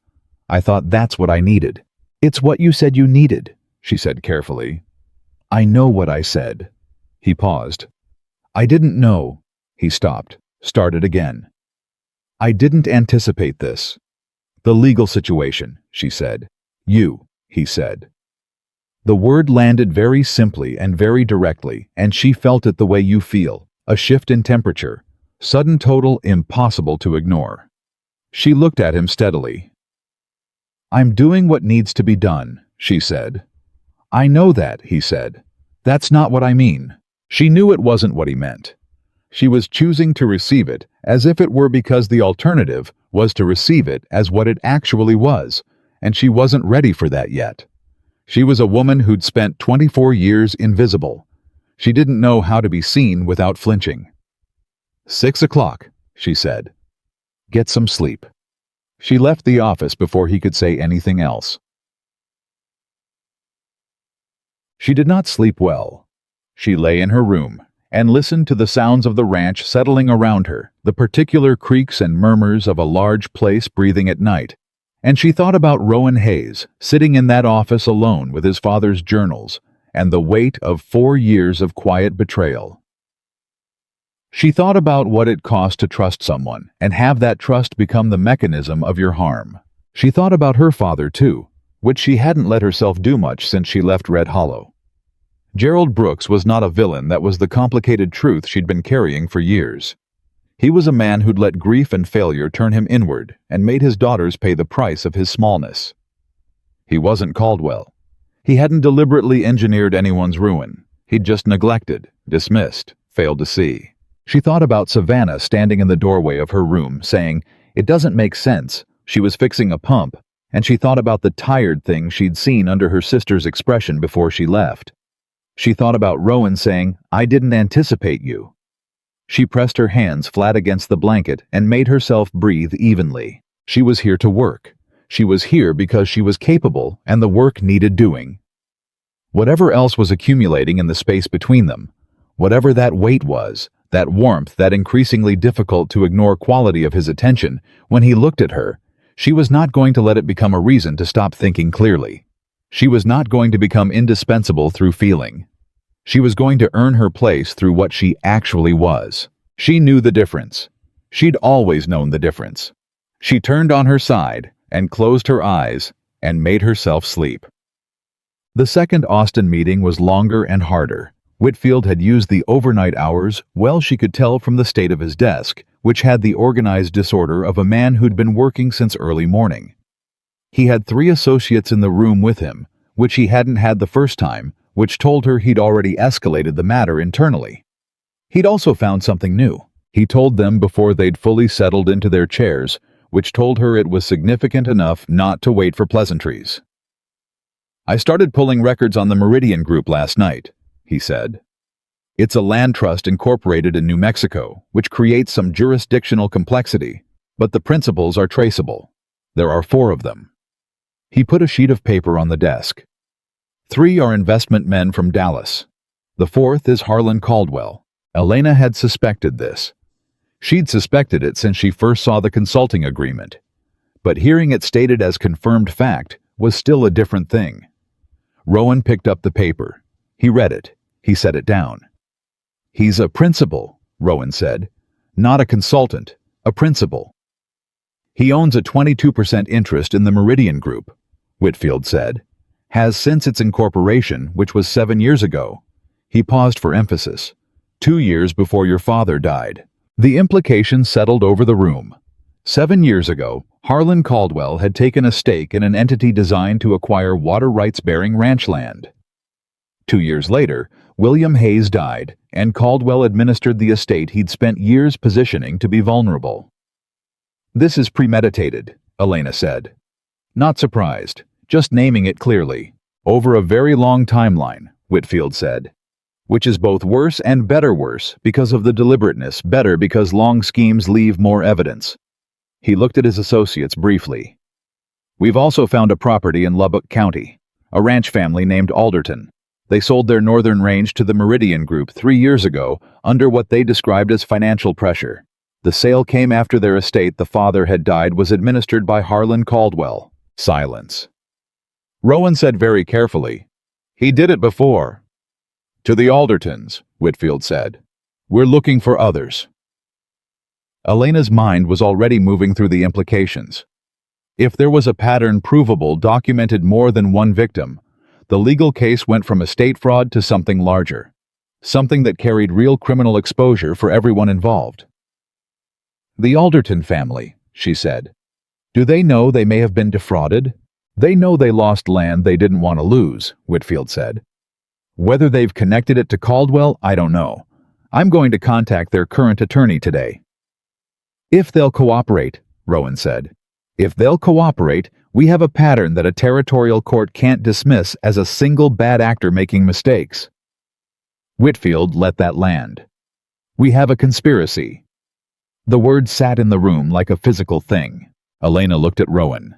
He was looking at the paper with Caldwell's name on it, at the word principal beside it, with the contained, still fury of a man who'd decided something and wasn't going to be moved from it. "What do we need to do," she said, "to make sure he can't accelerate the timeline before you're ready?" Whitfield looked at her with appreciation that was professional rather than personal. "That's the right question," he said. "And the answer involves making sure the ranch's financial position appears as stable as possible. Any vulnerability he can point to, any missed payment, any outstanding obligation that could be characterized as distress, he'll use." "The note at First Territorial," she said. "Harold Fitch." Whitfield's expression shifted just slightly. "You know about Fitch." "I guessed about Fitch," she said. "Do you know something?" "I know that Harold Fitch's name appears in the Meridian Group's internal correspondence," Whitfield said, "as a cooperative regional contact." He paused. "That's their language, not mine." Rowan stood up from his chair. It was the first time in either meeting that he'd moved with that quality contained, but with something underneath it that had run out of room. He walked to the window and stood there with his back to the room for a long moment. Nobody spoke. Then he turned around. His face was entirely controlled, which she was learning meant the opposite of what it looked like. "Harold Fitch," he said, "personally attended my father's funeral. He gave a speech about William Hayes's contribution to the community." He stopped. "He cried?" Whitfield said nothing. There was nothing to say. Rowan looked at Elena. She met his eyes without looking away. "We move the note," she said, "before Fitch can act on it. We find a different lender, someone with no connection to Caldwell or the Meridian Group, and we refinance." "On what timeline?" Rowan said. "As fast as Whitfield tells us we need to," she said. She looked at Whitfield. "How long do we have before Fitch becomes a risk?" "If Caldwell knows something is moving, days," Whitfield said. "If he doesn't yet, you have more time. But I wouldn't bank on weeks." "Then we move this week," she said. Rowan looked at her and then at Whitfield. "Can you recommend a lender?" "I can do better than recommend one," Whitfield said. "I can make a call this afternoon." "Make it," Rowan said. "Yeah." They drove back in this early evening with more clarity and more urgency than they'd arrived with, which was the nature of the situation. Every answer generated more necessary action. Elena had a list forming in her head that she'd write down the moment they got back. Lender contact, refinancing documentation, ranch, financial summary for the new bank, all of it clean and clear and ready to move. She was thinking through the sequence when Rowan said, "How are you not exhausted?" She looked at him. "I am exhausted." "You don't show it." "I show it when there's time," she said. "There isn't time yet." He studied her in the fading light. "When this is resolved," he said slowly, "what do you want for yourself?" She looked at him for a moment. "To still be here," she said. And she meant it. Simply meant the ranch, the work, the thing they were building together through days like this one. But she heard the other layer of it as soon as she said it, and she knew from the way he went very still that he heard it too. She looked back at the road ahead. "Let's get home," she said. He didn't answer. But she felt him turn to look at her one more time before he turned back to the window, and she felt what that look contained even without seeing it. And she filed it in the place she was keeping all the things she wasn't ready to examine yet. The road back to Hayes Ridge stretched long and straight through the darkening land, and ahead of them, the ranch waited. Imperfect, threatened real, and behind them, a man named Harlan Caldwell was sitting somewhere, not yet knowing that his carefully constructed damage had finally been found by exactly the wrong person at exactly the right time. She straightened her back and kept her eyes on the road. There was still a great deal of work to do. They got back to Hayes Ridge after 9 o'clock. The ranch was quiet in the way working places go quiet at night, not empty, just resting. A few lights in the bunkhouse. Pete Garland's lamp still burning in the small office off the main barn, which told her he was working on the operational report she'd asked for. She noted that and filed it as something to address in the morning. She needed Pete rested more than she needed the report 1 day early. Marta had left food covered on the kitchen table. Elena sat down and ate without ceremony, going through her mental list while she did. Rowan sat across from her and ate without talking, which she'd come to understand was not distance, but was how he processed.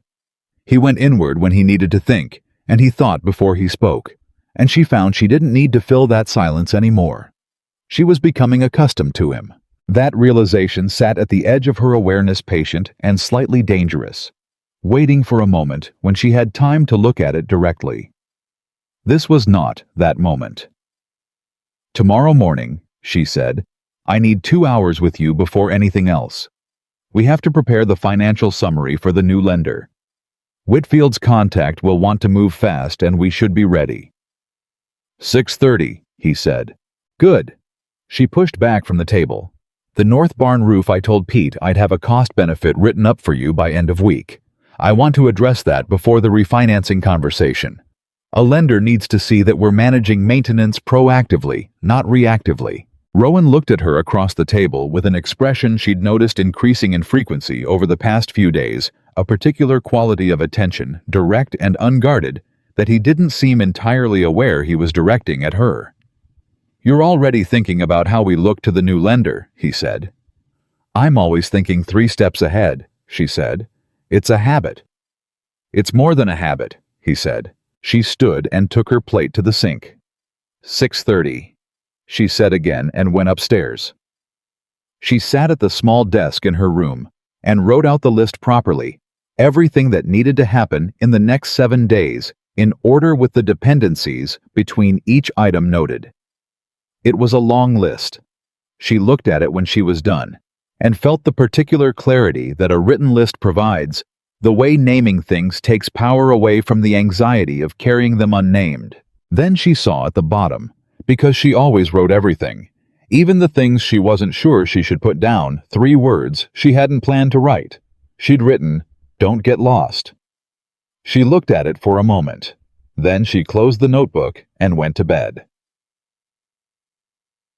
The financial summary took 3 hours, not 2. Not because they were inefficient, because Rowan, once she started asking the right questions, turned out to have a more complete command of the ranch's finances than she'd initially credited. He'd been managing it under difficult conditions without the information he needed to manage it correctly, which is different from not understanding it. Once she laid out the structure clearly, he moved through it fast, and his answers were specific and accurate, and sometimes anticipated her follow-up question before she asked it. They built the summary together at the kitchen table with coffee going cold at their elbows and papers spread between them. And there was something in that collaborative rhythm, the way they moved through it, the way he picked up what she left, and she picked up what he left, that felt less like work and more like something she didn't have a ready name for. She named it efficiency and kept moving. By 9:30, the summary was done. It was honest, she didn't dress. The numbers didn't obscure the debt load or the deferred maintenance, but it was contextual.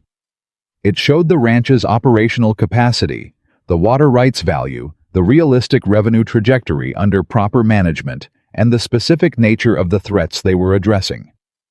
A good lender would read it and see a property worth protecting. A bad lender would see debt and run, which was useful information about the lender. Whitfield's contact, a woman named Patricia Hale at Sovereign Agricultural Credit in Dallas, turned out to be a good lender. When Rowan called her at 10 o'clock with Elena sitting across from him so she could hear both sides. Patricia Hale asked 3 questions, listened to the answers, and said, "Send me the summary today. If it's what you've described, I can have an initial commitment letter within 72 hours. That fast, Rowan said. Mr. Hayes, I've been watching First Territorial's agricultural portfolio for 2 years, she said. Some of their notes have been managed in ways that don't serve the borrower. If yours is one of them, I'd like to move it. A pause.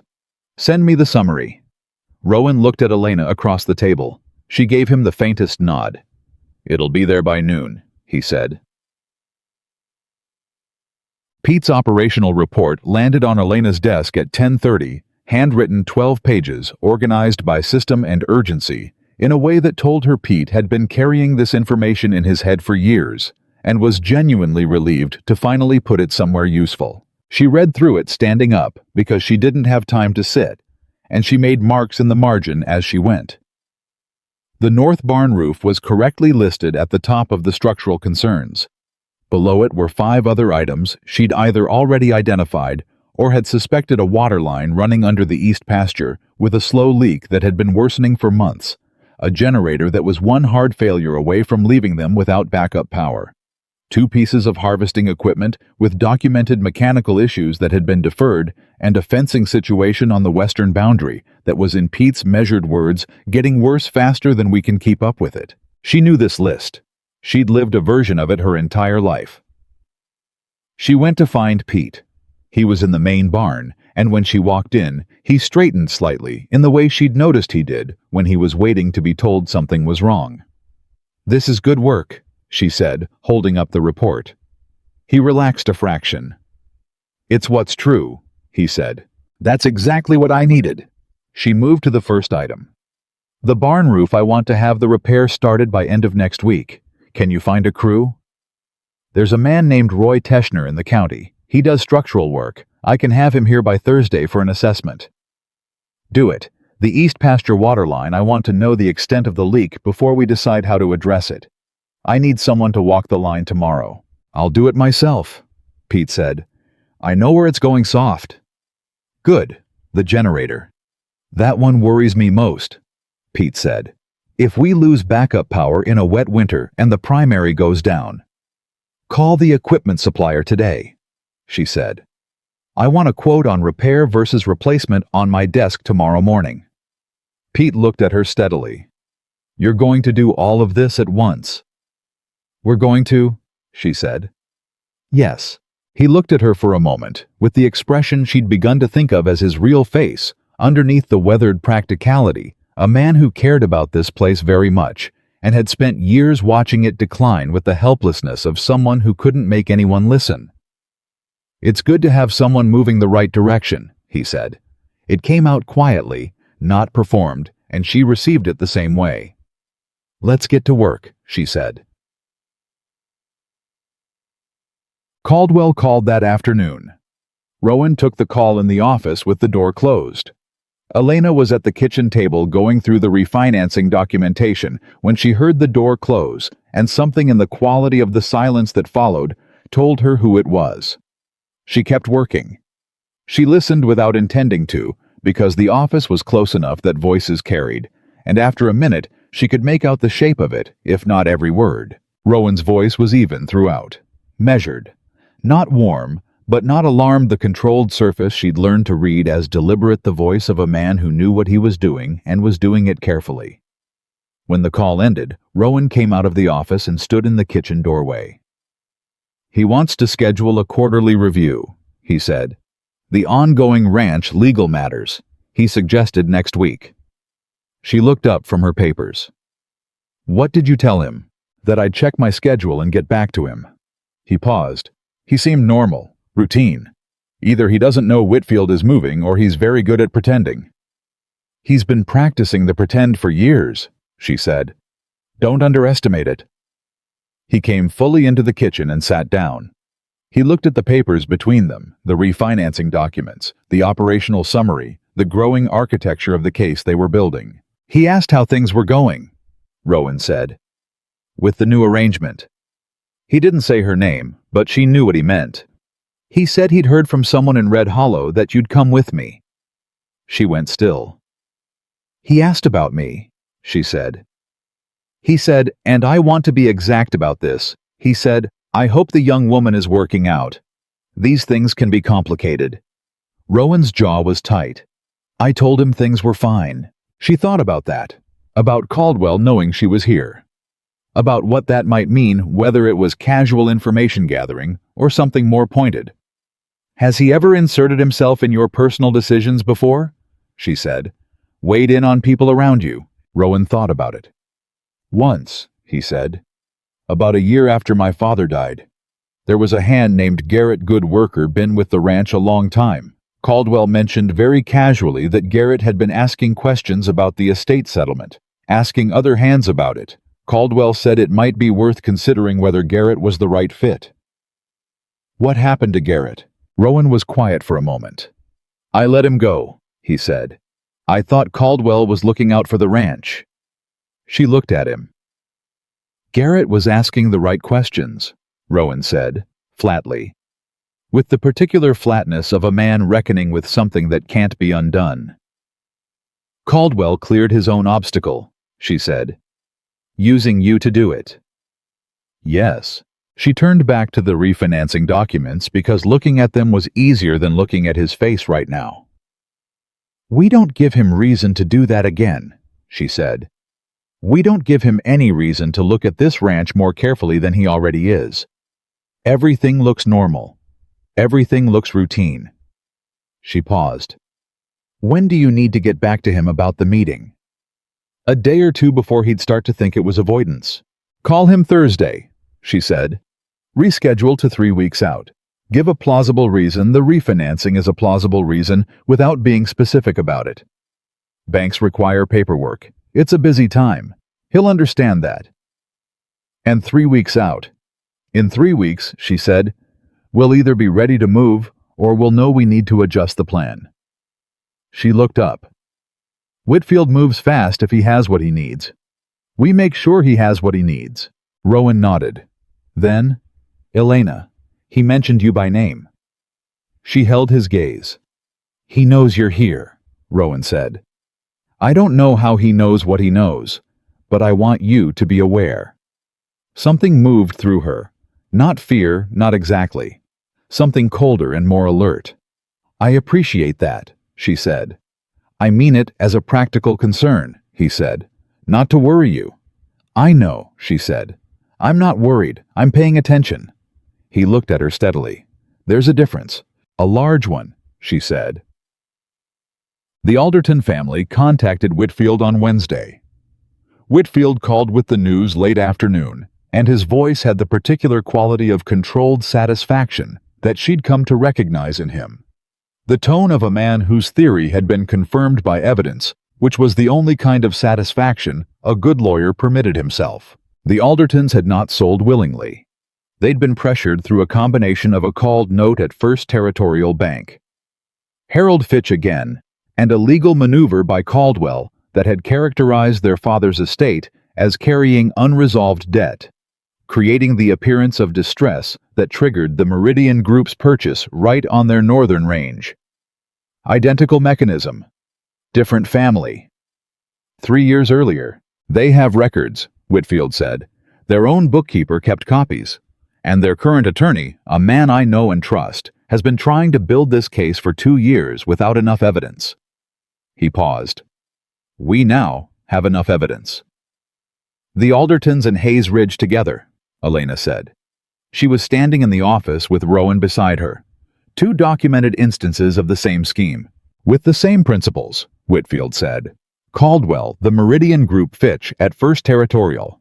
It's a conspiracy to defraud under territorial law, and with 2 victims and documented coordination between the parties, the Territorial Attorney General's office will have to take it seriously.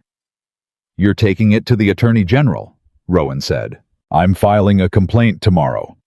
Whitfield said, I want to move before Caldwell has any opportunity to act.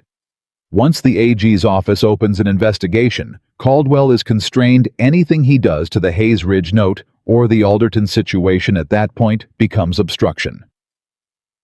Another pause. I'd like both of you in Austin Friday morning. Can you make that work?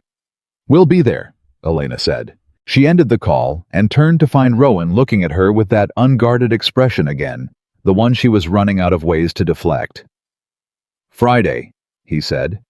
Friday, she confirmed. It's moving, he said. Yes.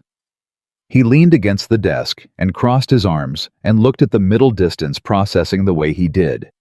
She waited because she'd learned that his thinking was worth waiting for. When my father was dying, he said slowly. He told me one thing that I've thought about almost every day since. He said, the ranch isn't land and cattle, Rowan. It's what we owe the people who come after. He stopped. I thought he meant our family. Legacy, that kind of thing. Another pause. I think now he might have meant it more practically. That this place, the water rights, the northern range, all of it matters to more than just us. The people who work here. The families downstream who use the water. She looked at him. If the Meridian Group had gotten the water rights, she said, they'd have monetized them. Charged what the market would bear, he said, which in a dry year is everything a ranching family has. He looked at her. Caldwell knew that. He knew what they'd do with it. She thought about Pete Garland and his 8 months of trying to get someone to look at the barn roof. She thought about June Paris keeping a box of records for 4 years because she knew something was wrong and didn't know who to tell. She thought about William Hayes writing letters to a friend in Fort Worth, feeling something was off, not quite seeing the whole shape of it. Your father built something that mattered, she said. That's worth protecting. He looked at her steadily. We're protecting it, he said. The we again. Simple, immediate, not a performance. She looked away first. Thursday brought 2 things she hadn't anticipated. The first was a letter from Red Hollow. It arrived in the Morning Post, her name in handwriting she recognized immediately, Savannah's. She stood in the kitchen and opened it and read it, aware of Marta nearby trying to be tactful about her curiosity. The letter was not long. It was not emotional, which was Savannah's way. She'd been raised in the same household as Elena and had the same instinct toward practicality in written communication, which was the only way in which they were genuinely alike. Savannah wrote, Father has stopped drinking. I don't know how long it will hold. He says it's because you left and he had to decide who he was without you fixing everything. I thought you should know. Also, the pump is holding fine. Your instructions were clear. Elena read it twice. She folded it and put it in her pocket. She sat with it all morning. The complicated weight of a letter like that. The particular sensation of receiving news that is good and painful at the same time. Her father had stopped drinking. She didn't know what to do with that, except hold it carefully and not draw conclusions yet. She'd learned not to draw conclusions about Gerald Brooks until they had the weight of time behind them. But Savannah had written. That was real. That was new. She told Rowan about it that evening, not because she'd planned to, but because they were sitting on the porch after dinner, a habit that had developed over the past week, 20 minutes at the end of the day, where neither of them worked, which was Rowan's idea, and which she'd accepted because it was harder to argue against rest than to simply agree to it. She told him about the letter in the same flat, careful way she reported other facts. She watched him listen. "Do you want to go back?" he said when she finished. "No," she said immediately, then more slowly. "It's complicated. What I feel about it is complicated, but no." "Why no?" he said, not challenging, genuinely asking the way he asked everything. She thought about it honestly. "Because what I'm doing here is real," she said. "Because I chose it. Because going back would be—" She stopped. "I don't go backward," she said. "I never have." He was quiet for a moment. "What do you go toward?" he said. She looked at him. The evening light was doing something to his face that made the question feel more direct than it probably was. "Things that need doing," she said. "Is that all?" he said. She looked at the darkening yard rather than at him. "Not anymore," she said. She said it quietly enough that she could have meant anything, and that was intentional, and she knew. He knew it was intentional, and she knew he was going to let her have that ambiguity, because that was the kind of man he was. They sat in silence for another few minutes. Then she said, "You should know that I wrote back to Savannah." "What did you say?" "That I'm glad." "About Father?" "That I'll write again when things are less active." A pause. "That she can call on me if she needs to, that the offer stands." He looked at her. "You're still taking care of her?" "No," she said, and she meant it firmly.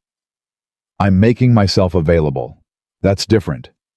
She has to decide what to do with it." He nodded slowly. "The distinction matters to you."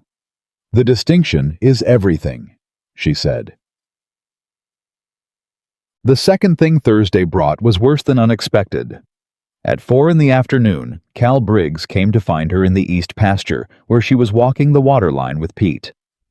Cal had the expression of a man delivering news he didn't want to deliver, which on his characteristically neutral face was noticeable enough that she stopped walking before he spoke. "Ryder came from town," Cal said. "Message for Mr. Hayes. I thought you should know before he sees it." She looked at him steadily. "Tell me." "Harlan Caldwell is in Red Hollow," Cal said. "He was seen this morning at the Brooks property." The cold alert thing from earlier in the week returned sharper now. "You're sure?" she said. "Man who brought the message saw him himself. Said Caldwell spent about an hour at the house, spoke to Gerald Brooks." Pete Garland beside her had gone very still. Elena looked at the ground for a moment. She thought about what Caldwell would want from Gerald Brooks. She thought about what Gerald Brooks, who resented her, who felt publicly humiliated by Rowan Hayes' choice, who had spent weeks now sitting with that humiliation, might be willing to say to a sympathetic stranger with questions. She thought about what Caldwell might already know, about the letter to Whitfield, about the financial summary sent to Patricia Hale, about the 72 hours they were now inside on the commitment letter. "How long ago did the writer leave Red Hollow?" she said. 6 hours, Cal said. "Which means Caldwell has been out of Red Hollow for at least 5 hours, she said. "He could be anywhere." She looked at Cal directly. "Did the message say whether he was traveling toward Austin?" "Ryder didn't know," Cal said. "Just that he was at the Brooks house, and then he left." She moved fast. Rowan was in the office when she came in without knocking. She told him in 40 seconds. She watched his face go through the calculation the same way she'd gone through it in the field, fast controlled, arriving at the same place she had. "He went to your father," Rowan said. "He went to the most likely source of information about me," she said. "About us, about what we're doing.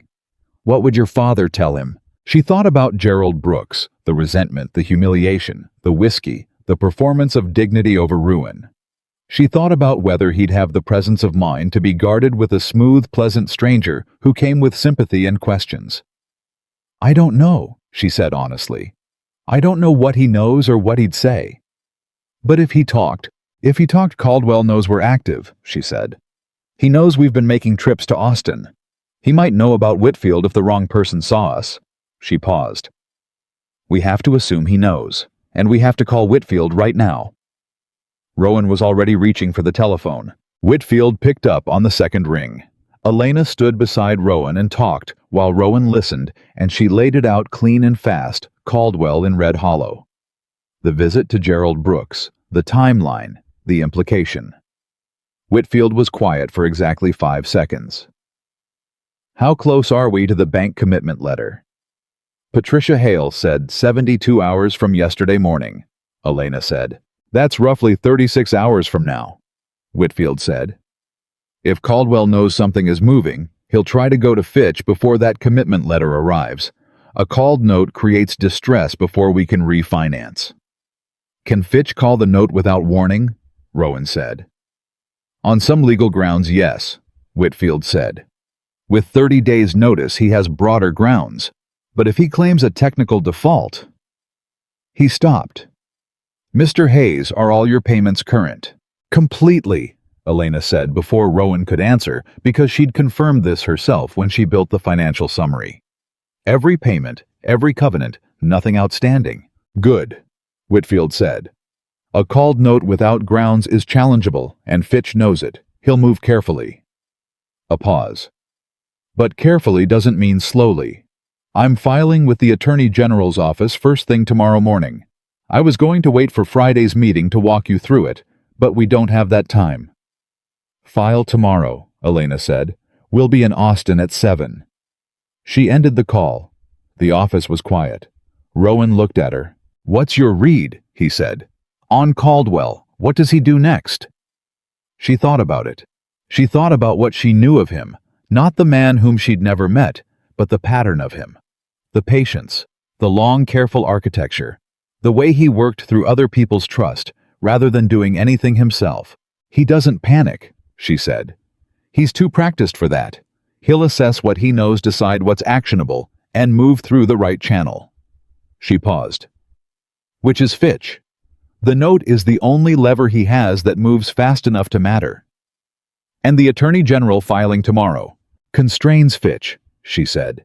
"Once there's an active investigation, anything Fitch does that looks like coordinated action becomes part of the case against them. Caldwell knows that.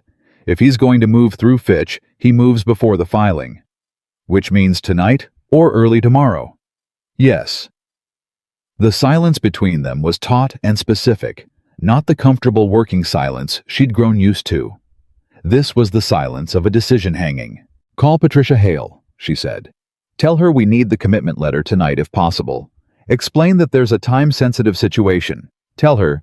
She stopped. "Tell her the truth. Tell her why we moved the note." Rowan looked at her. "All of it." "Enough," she said. "She'll understand. She said herself she's been watching First Territorial's agricultural portfolio for 2 years. She already suspects something is wrong there. Tell her what we're dealing with." He picked up the telephone. "Say." Patricia Hale called back 40 minutes later. She had a voice that hadn't changed in pitch or warmth between the first conversation and this one, which told Elena she was either unflappable by nature or had made a decision and was standing behind it. "I've reviewed the summary your Ms. Brooks sent me," she said. "I have a few clarifying questions." She asked them. Elena answered them because Rowan handed her the telephone when it became clear that Patricia Hale's questions were operational and financial rather than relational, and Elena had built the summary and knew every number in it. 15 minutes of specific, rapid back and forth. Then Patricia Hale said, "I'm going to issue the commitment letter tonight, conditional on standard due diligence, which will begin tomorrow. But the commitment is real, and it's tonight. And if First Territorial tries to call that note before our due diligence closes, you show them this letter and you call me directly." "Thank you," Elena said. "Ms. Brooks," Patricia Hale said.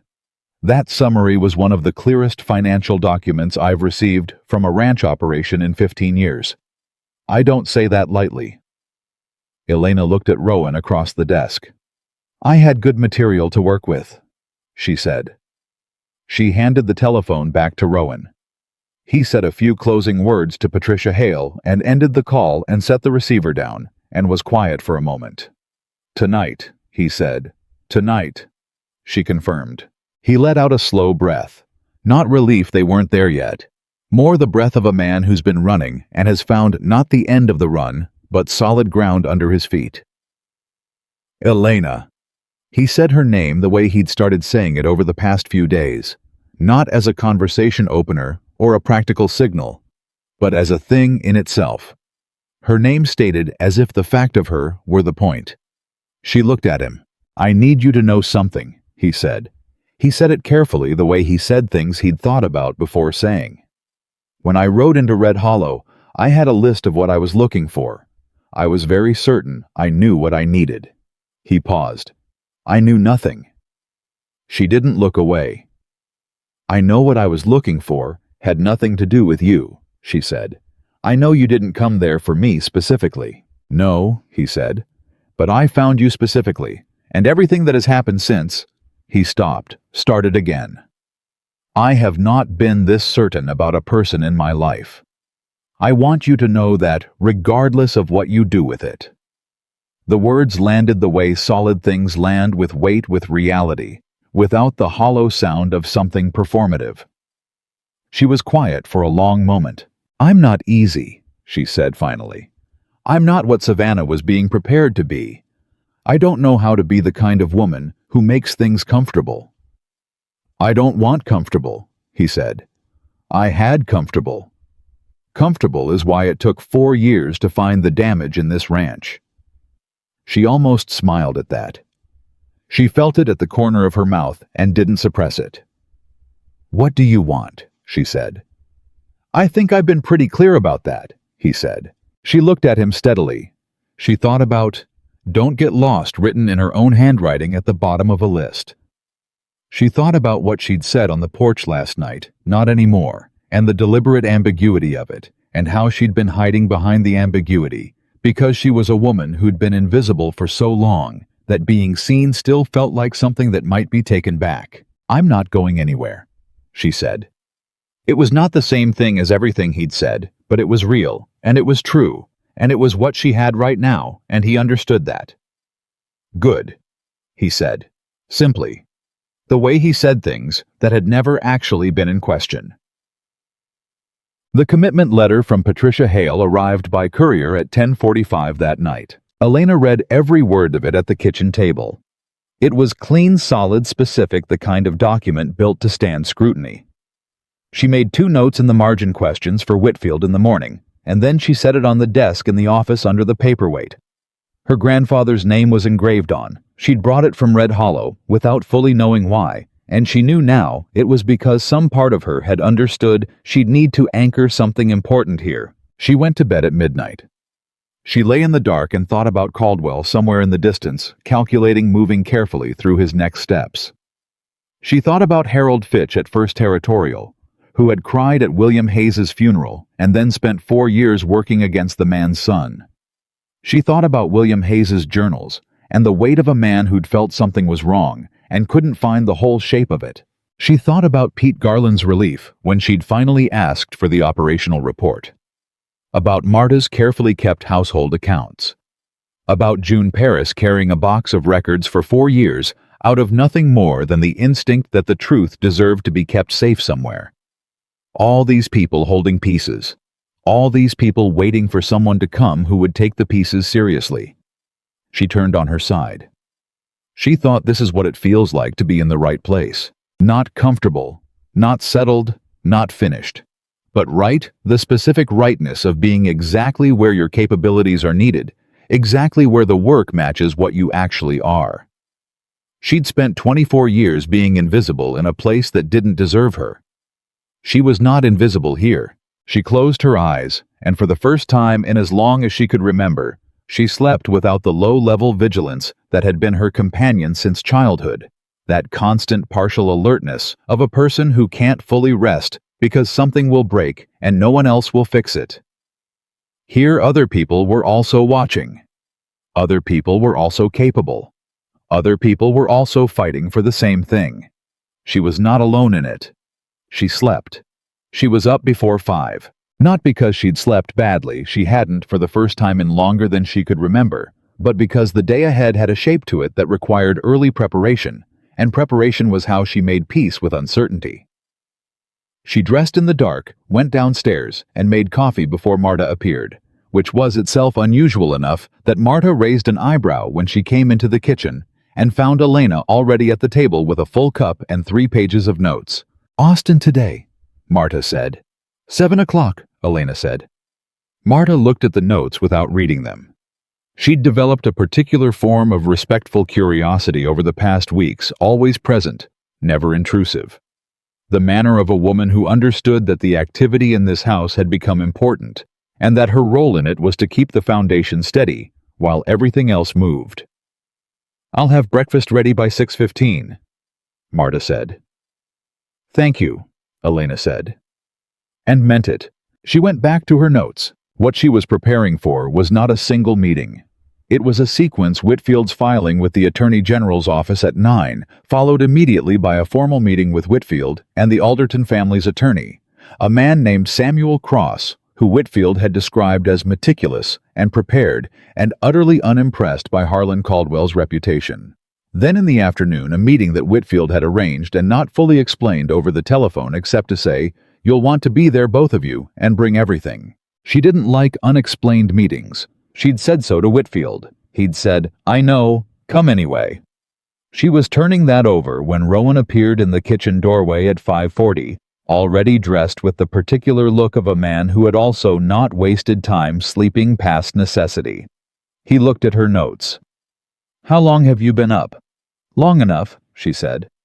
"Sit down, there's coffee." He sat. He poured. He looked at her across the table in the early morning quiet that had become over the past weeks one of the most natural things in her life. This specific silence, this specific person, this specific quality of beginning a day together. "Whitfield's afternoon meeting," he said. "You're worried about it." "I don't like information I don't have," she said. "No," he agreed. "But you trust Whitfield." She considered this. "I trust his judgment on legal matters," she said. "The unexplained meeting is a legal matter, so I'll trust it." "That's very disciplined of you," he said, and there was the quiet warmth in it that she'd stopped trying to deflect 2 weeks ago. She almost smiled. "Stop?" she said. "I'm not doing anything," he said. "You're doing the thing," she said. "What thing?" She gave him a look that said he knew perfectly well what thing. He picked up his coffee cup to hide the fact that he was in fact doing the thing. She gathered her notes. 6:15, Marta's making breakfast. We leave at 7. Don't be late." "I've never been late," he said. "No," she said. "You haven't." She paused at the doorway. "That's something I appreciate about you." She went upstairs before he could respond because she'd learned that the moments that mattered most between them required an exit, or they'd sit in them too long and she'd say something she wasn't ready to say yet. Almost ready. Not yet. The drive to Austin was focused and quick. Cal Briggs drove without being asked to hurry, but he'd understood for weeks now that time was a resource being carefully managed, and his pace reflected that understanding. Elena went through the documents one final time. The comprehensive package Whitfield had assembled was formidable: the Meridian Group agreement, the settlement discrepancies, June Paris's records, the William Hayes correspondence with Thomas Reeve Caldwell's dual principal status, the Alderton parallel case, Patricia Hale's commitment letter. Separately, the operational summary and the ranch's current financial position, which demonstrated clearly that Hayes Ridge was a viable functioning operation being targeted, rather than a failing property being legitimately acquired. She turned the last page and set it down. "Ready," Rowan said. "Been ready," she said. He looked at her with something she'd stopped trying to name, that specific thing his face did when he looked at her, which was somewhere between admiration and certainty, and something quieter and more permanent than both. "Yes," he said. "You have." "What?" The Attorney General's office occupied the kind of institutional building that was designed to convey permanence, and Whitfield navigated it with the ease of a man who'd been there many times and knew which hallways to avoid. He met them in the lobby at 8:40, with Samuel Cross beside him, a tall, thin man in his 50s, with the watchful patience of a chess player and the handshake of someone who'd spent a career meaning exactly what he said. "Mr. Hayes," Cross said. "Miss Brooks." He looked at Elena directly. "Mr. Whitfield tells me you found the Meridian Agreement in 2 hours. 2 hours, yes," she said. "Caldwell had 4 years," Cross said.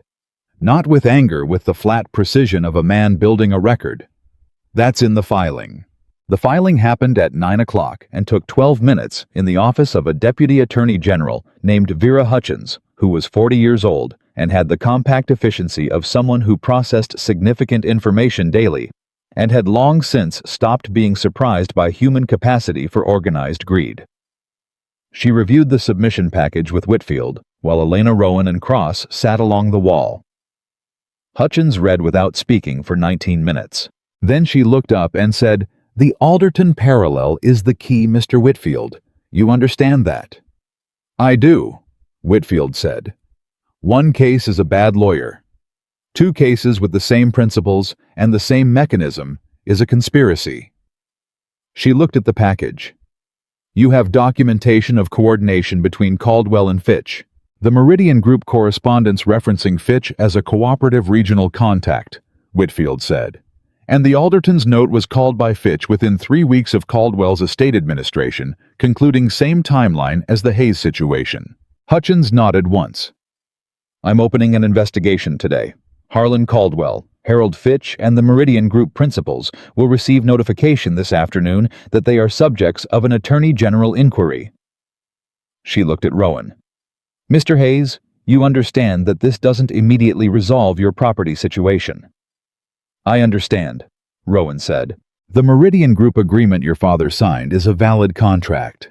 Challenging its enforceability requires either demonstrating fraud in its execution or demonstrating that the settlement conditions used to trigger it were themselves fraudulently constructed." She paused. "Mr. Whitfield believes he can do both. I believe he has the evidence to attempt it. Whether the court agrees is a different question." "What's the timeline?" Elena said. Hutchins looked at her. "For the investigation, 30 days to preliminary findings. For the legal challenge to the estate settlement that depends on the court's calendar, 6 to 10 weeks minimum before a hearing." 6 to 10 weeks. Elena filed that and its implications immediately.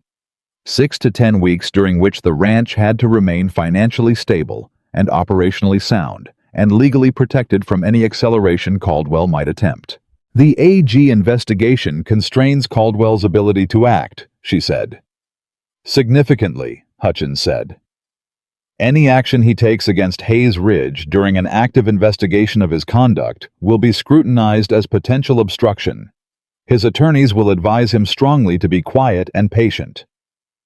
A pause. "He's not going to stop wanting the land, but he's going to have to wait. And while he waits," Cross said, "we build the case." The morning meeting ended at 11. Whitfield took them to a quiet room off the main corridor and closed the door. He looked at them both with the expression of a man about to explain the afternoon. "The meeting at 2 o'clock, Elena said. "Tell me now." "There's a woman named Margaret Alderton," Whitfield said. "She's the eldest daughter of the family who lost the Northern Range to the Meridian Group 3 years ago. She contacted Cross 2 years ago when she first suspected fraud. She's spent those 2 years trying to find someone who would listen." He paused. "She'd like to meet you, Elena." Elena looked at him. "Me specifically." "Cross told her what you found, how you found it, what you've been doing these past weeks." Whitfield said it plainly. "She's 61 years old. She ran her family's ranch for 20 years while her father was ill, and her brothers weren't interested. She lost the land because no one listened to her when she said something was wrong." He met her eyes. "She asked to meet the woman who found what she couldn't." The room was very quiet. Rowan didn't say anything. He was watching her with the understanding of someone who knew exactly what this meant and was giving her the space to receive it at her own pace. "Yes," Elena said. "Of course." Margaret Alderton was exactly what Whitfield's description had built her to be, and also entirely different from what Elena had imagined, which was always the case with real people. She was compact and direct, and she moved with the permanent efficiency of a woman who'd worked physical land her entire life. Her hands looked like Elena's hands. She sat across the table in Whitfield's conference room and looked at Elena with dark, level eyes that had assessed difficult situations long enough to do it without drama. They looked at each other for a moment. "You found the Meridian Agreement in 2 hours," Margaret said. "Yes," Elena said. "I had the original paperwork from my father's estate," Margaret said. "I went through it 4 times. I missed it." She said it without self-pity as a fact. Caldwell was very good at burying it. "He buried it in a dense section of technical conveyancing language," Elena said. "And he filed it out of sequence, which means you'd have to be reading out of order to encounter it where it was placed. If you were reading logically, you'd go right past it," Margaret said. "Yes." A silence. "How did you find it?" Margaret said. "I don't read in order," Elena said. "I read by looking for what's wrong with the shape of something. When something is hidden, the hiding changes the shape." She paused. The document sequence was too clean everywhere else. One area was inconsistent. I went there first. Margaret looked at her for a long moment. "I wish I'd found you 3 years ago," she said. "I wasn't in a position to be found 3 years ago," Elena said. Margaret glanced at Rowan briefly with the specific look of a woman who understood context without being told it. Then she looked back at Elena. "Will you testify?" she said. "If this goes to court, about what you found, how you found it, the chain of evidence." "Yes," Elena said, without hesitation. "They'll try to discredit you," Margaret said. "Caldwell's attorneys. They'll say you're a ranch hand with no formal credentials. They'll question your ability to assess financial documents." "They're welcome to," Elena said. "The documents speak for themselves. I'll speak to how I found them and what they show. Anyone who understands basic arithmetic can verify my work." Margaret looked at her steadily. Then something in her expression shifted, not softened exactly, but opened slightly the way a person's face opens when they've been braced for a long time and have finally found solid ground. "Cross told me you drew a salary settlement in your contract," Margaret said. "That you negotiated your own terms before you agreed to come here." "I did," Elena said. "Good," Margaret said. Simply with the weight of a woman who'd spent decades being the one who didn't negotiate, who accepted what was offered, because she'd been raised to believe that was how things worked. "Good for you." Rowan beside Elena was very still.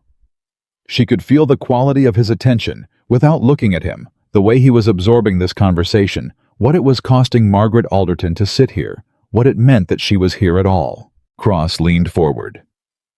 "Margaret, if the court challenge to the Hayes estate settlement succeeds, there's a secondary argument that the Meridian Group's acquisition of the Alderton land should also be reviewed, given the identical mechanism and the same parties.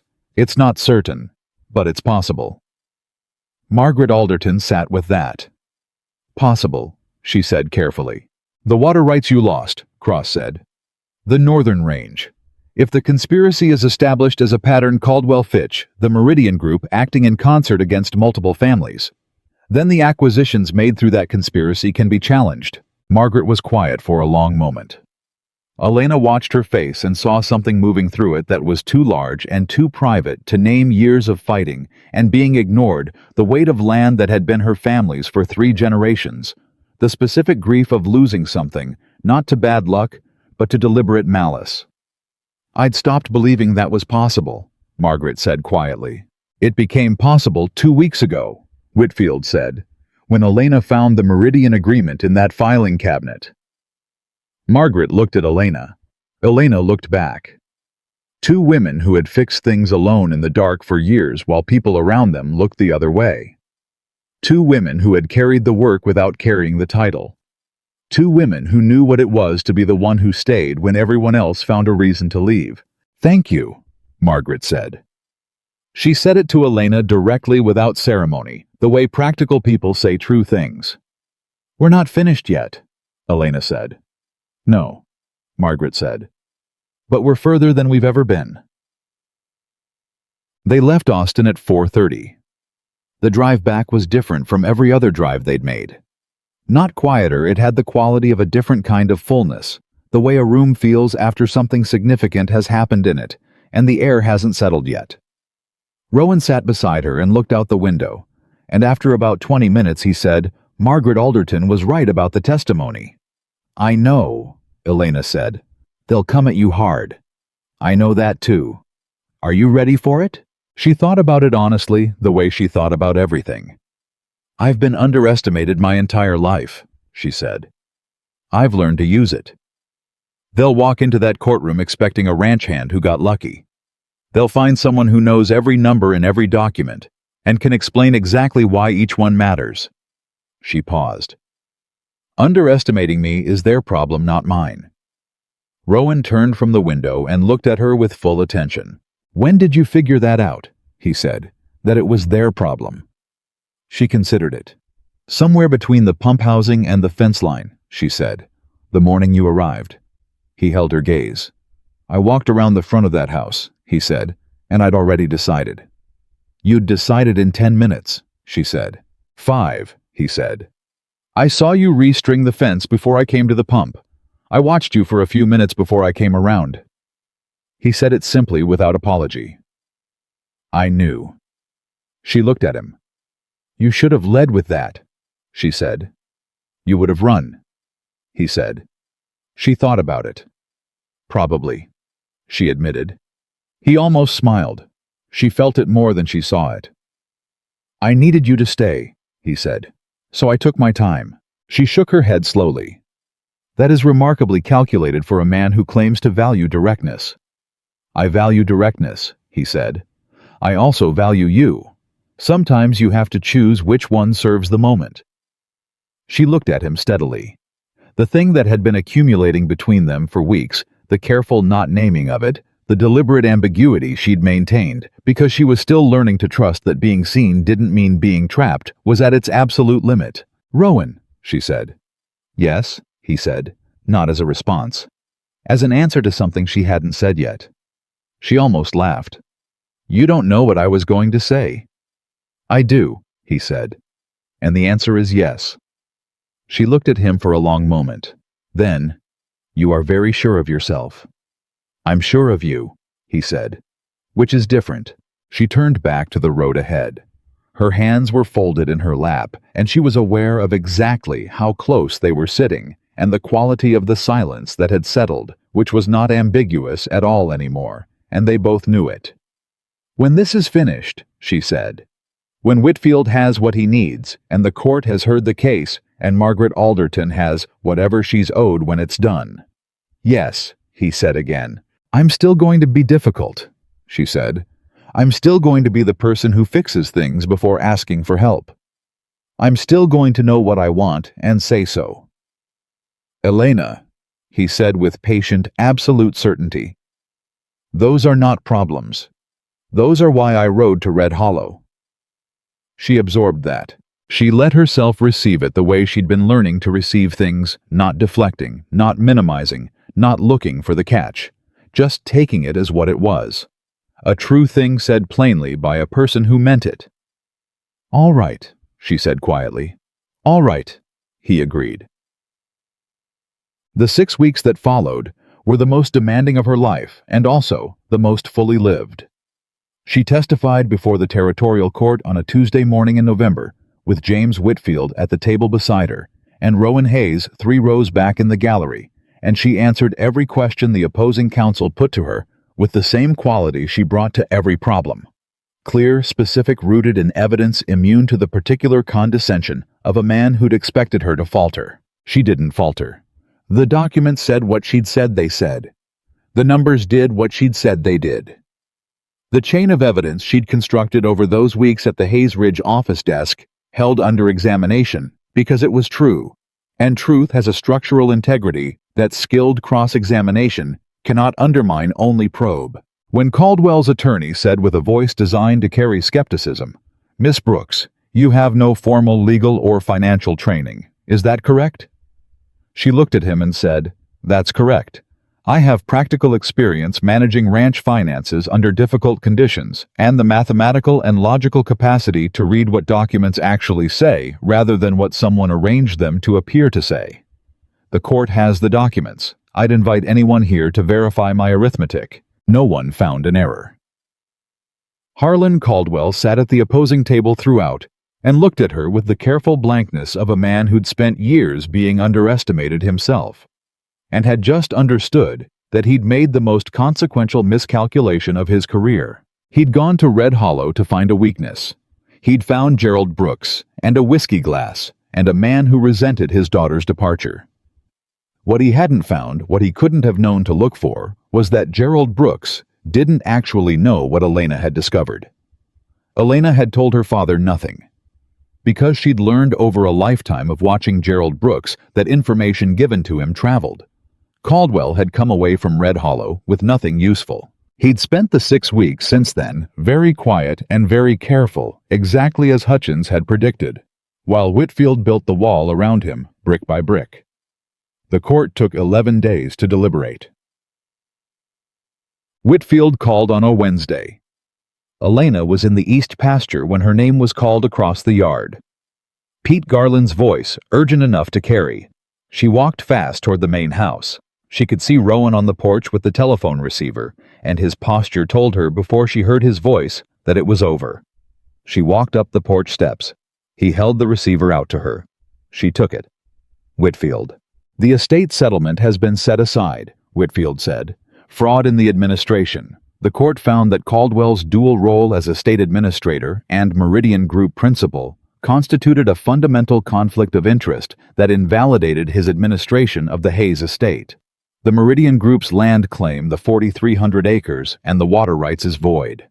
She closed her eyes for 1 second. 1 second of something enormous and simple moving through her.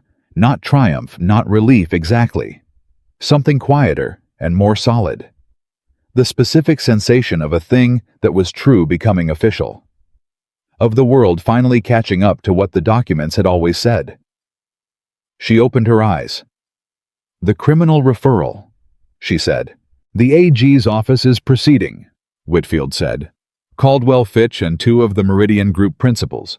The Alderton case is part of it. Cross and I believe there may be at least 2 more families we haven't identified yet.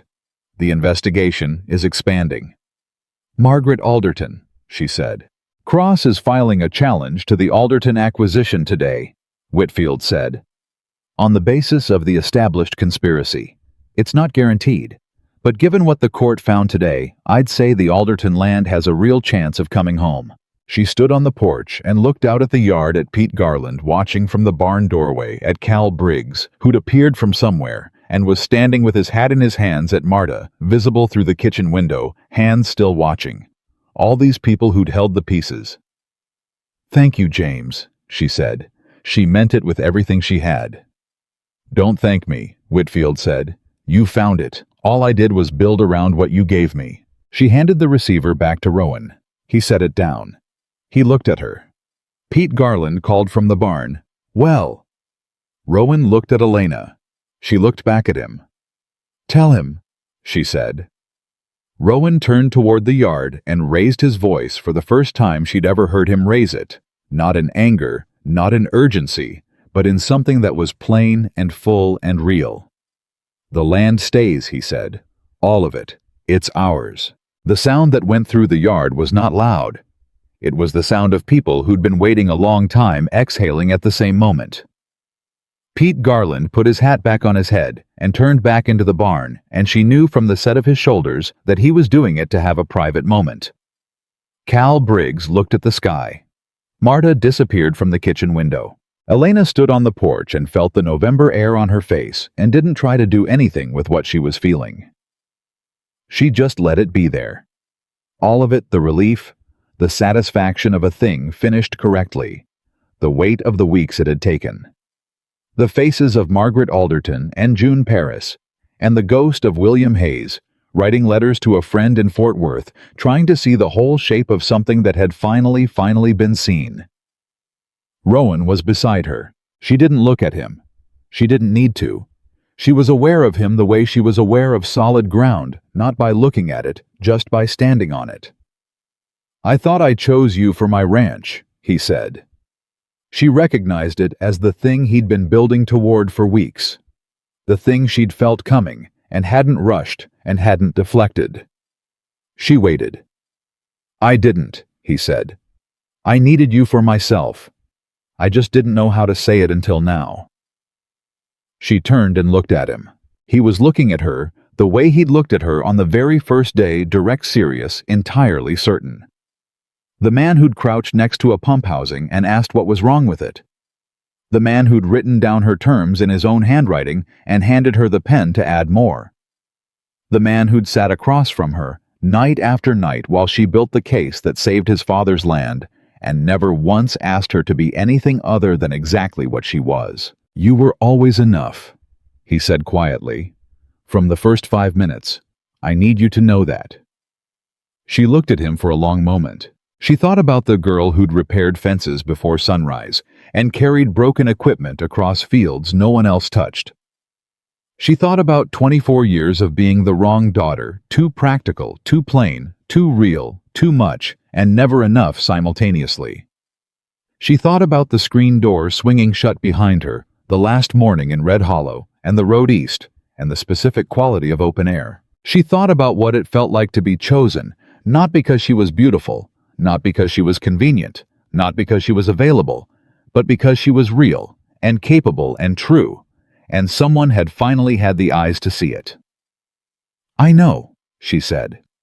She stepped toward him. He didn't move. He waited the way he always waited, patient and absolutely certain, and she came to him by her own choice, on her own feet, the way she did everything.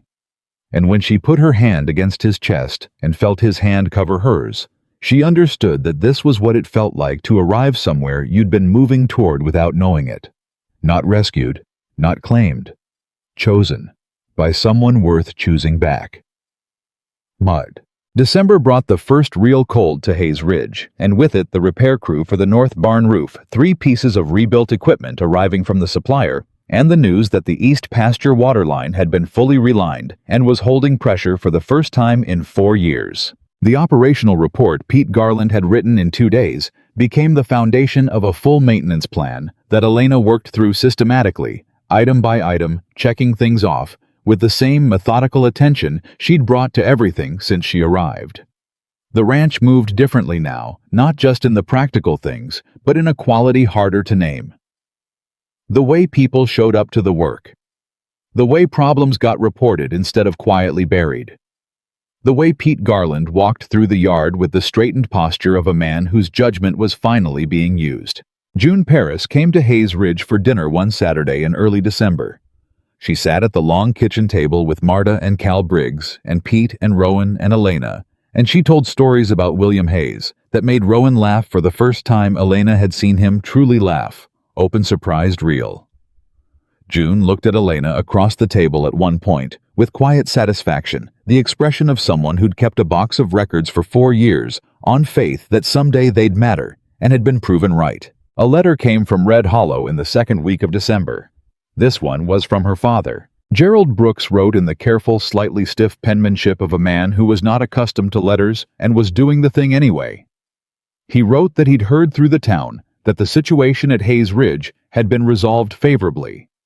He wrote that he was glad. He wrote, and this was the line she read 3 times, that he hadn't understood while she was with them what he had. That he understood it now. He did not ask her to come back. He did not try to reclaim anything. He said only that he hoped she was well, and that if she was ever in Red Hollow, he'd like to see her. She sat with the letter for a long time. Then she wrote back. Short, honest, the way she wrote everything. She said she was well. She said she was glad he'd heard.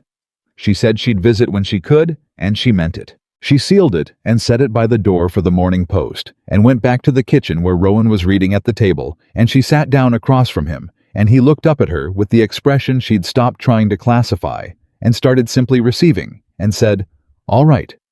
"Yes," she said. He looked at her for a moment. "Your father?" "Yes," she said again. "It's going to take time, but yes." He nodded and looked back at his reading, and she picked up her own papers, and they sat together in the evening quiet of a house that was finally genuinely healing its systems, repaired its people, steady its land, protected its long-buried truth, finally brought into the air where it belonged. Margaret Alderton's challenge to the Meridian Group acquisition moved through the courts through the winter slowly and then with increasing momentum as the conspiracy case built. Caldwell surrendered his law license in January. Harold Fitch resigned from First Territorial Bank in February, under pressure from the bank's board, which had received the Attorney General's preliminary findings and had no appetite for what was coming. The Meridian Group's principals began negotiating separately with the AG's office, which Whitfield said was the surest possible sign that the case was strong. In March, on a morning when the light had started to change the way it does, when a long winter is finally deciding to move, Elena stood at the east fence line of Hayes Ridge and looked out across the northern range, 4,300 acres of good Texas land with water underneath it that belonged to no one but the man who'd built the family that had always been meant to hold it, and she felt something settle in her that had been unsettled for as long as she could remember. Not peace exactly. She wasn't built for pure peace. She was built for work, for problems, for the specific aliveness of things that needed doing. But underneath the work, underneath the movement, there was a new foundation. Solid. Earned. Rowan came up behind her and stood beside her at the fence, close enough that their arms touched, and they looked out at the land together in the morning light. "Pete wants to start the North Range rotation in 2 weeks, she said. "Tell him yes," Rowan said. "I already told him yes," she said. "I know," he said. "I like that you told him yes." She looked at him sideways. "You like that I make decisions without consulting you." "I like that you trust your judgment," he said. "And I like that you're right most of the time." "Most of the time," she repeated. "The generator," he said. "I still think repair was the right call. The generator needed replacement and you know it," she said. "It's holding now, but we'll be back to the same conversation in 18 months. He considered this. "Probably," he admitted.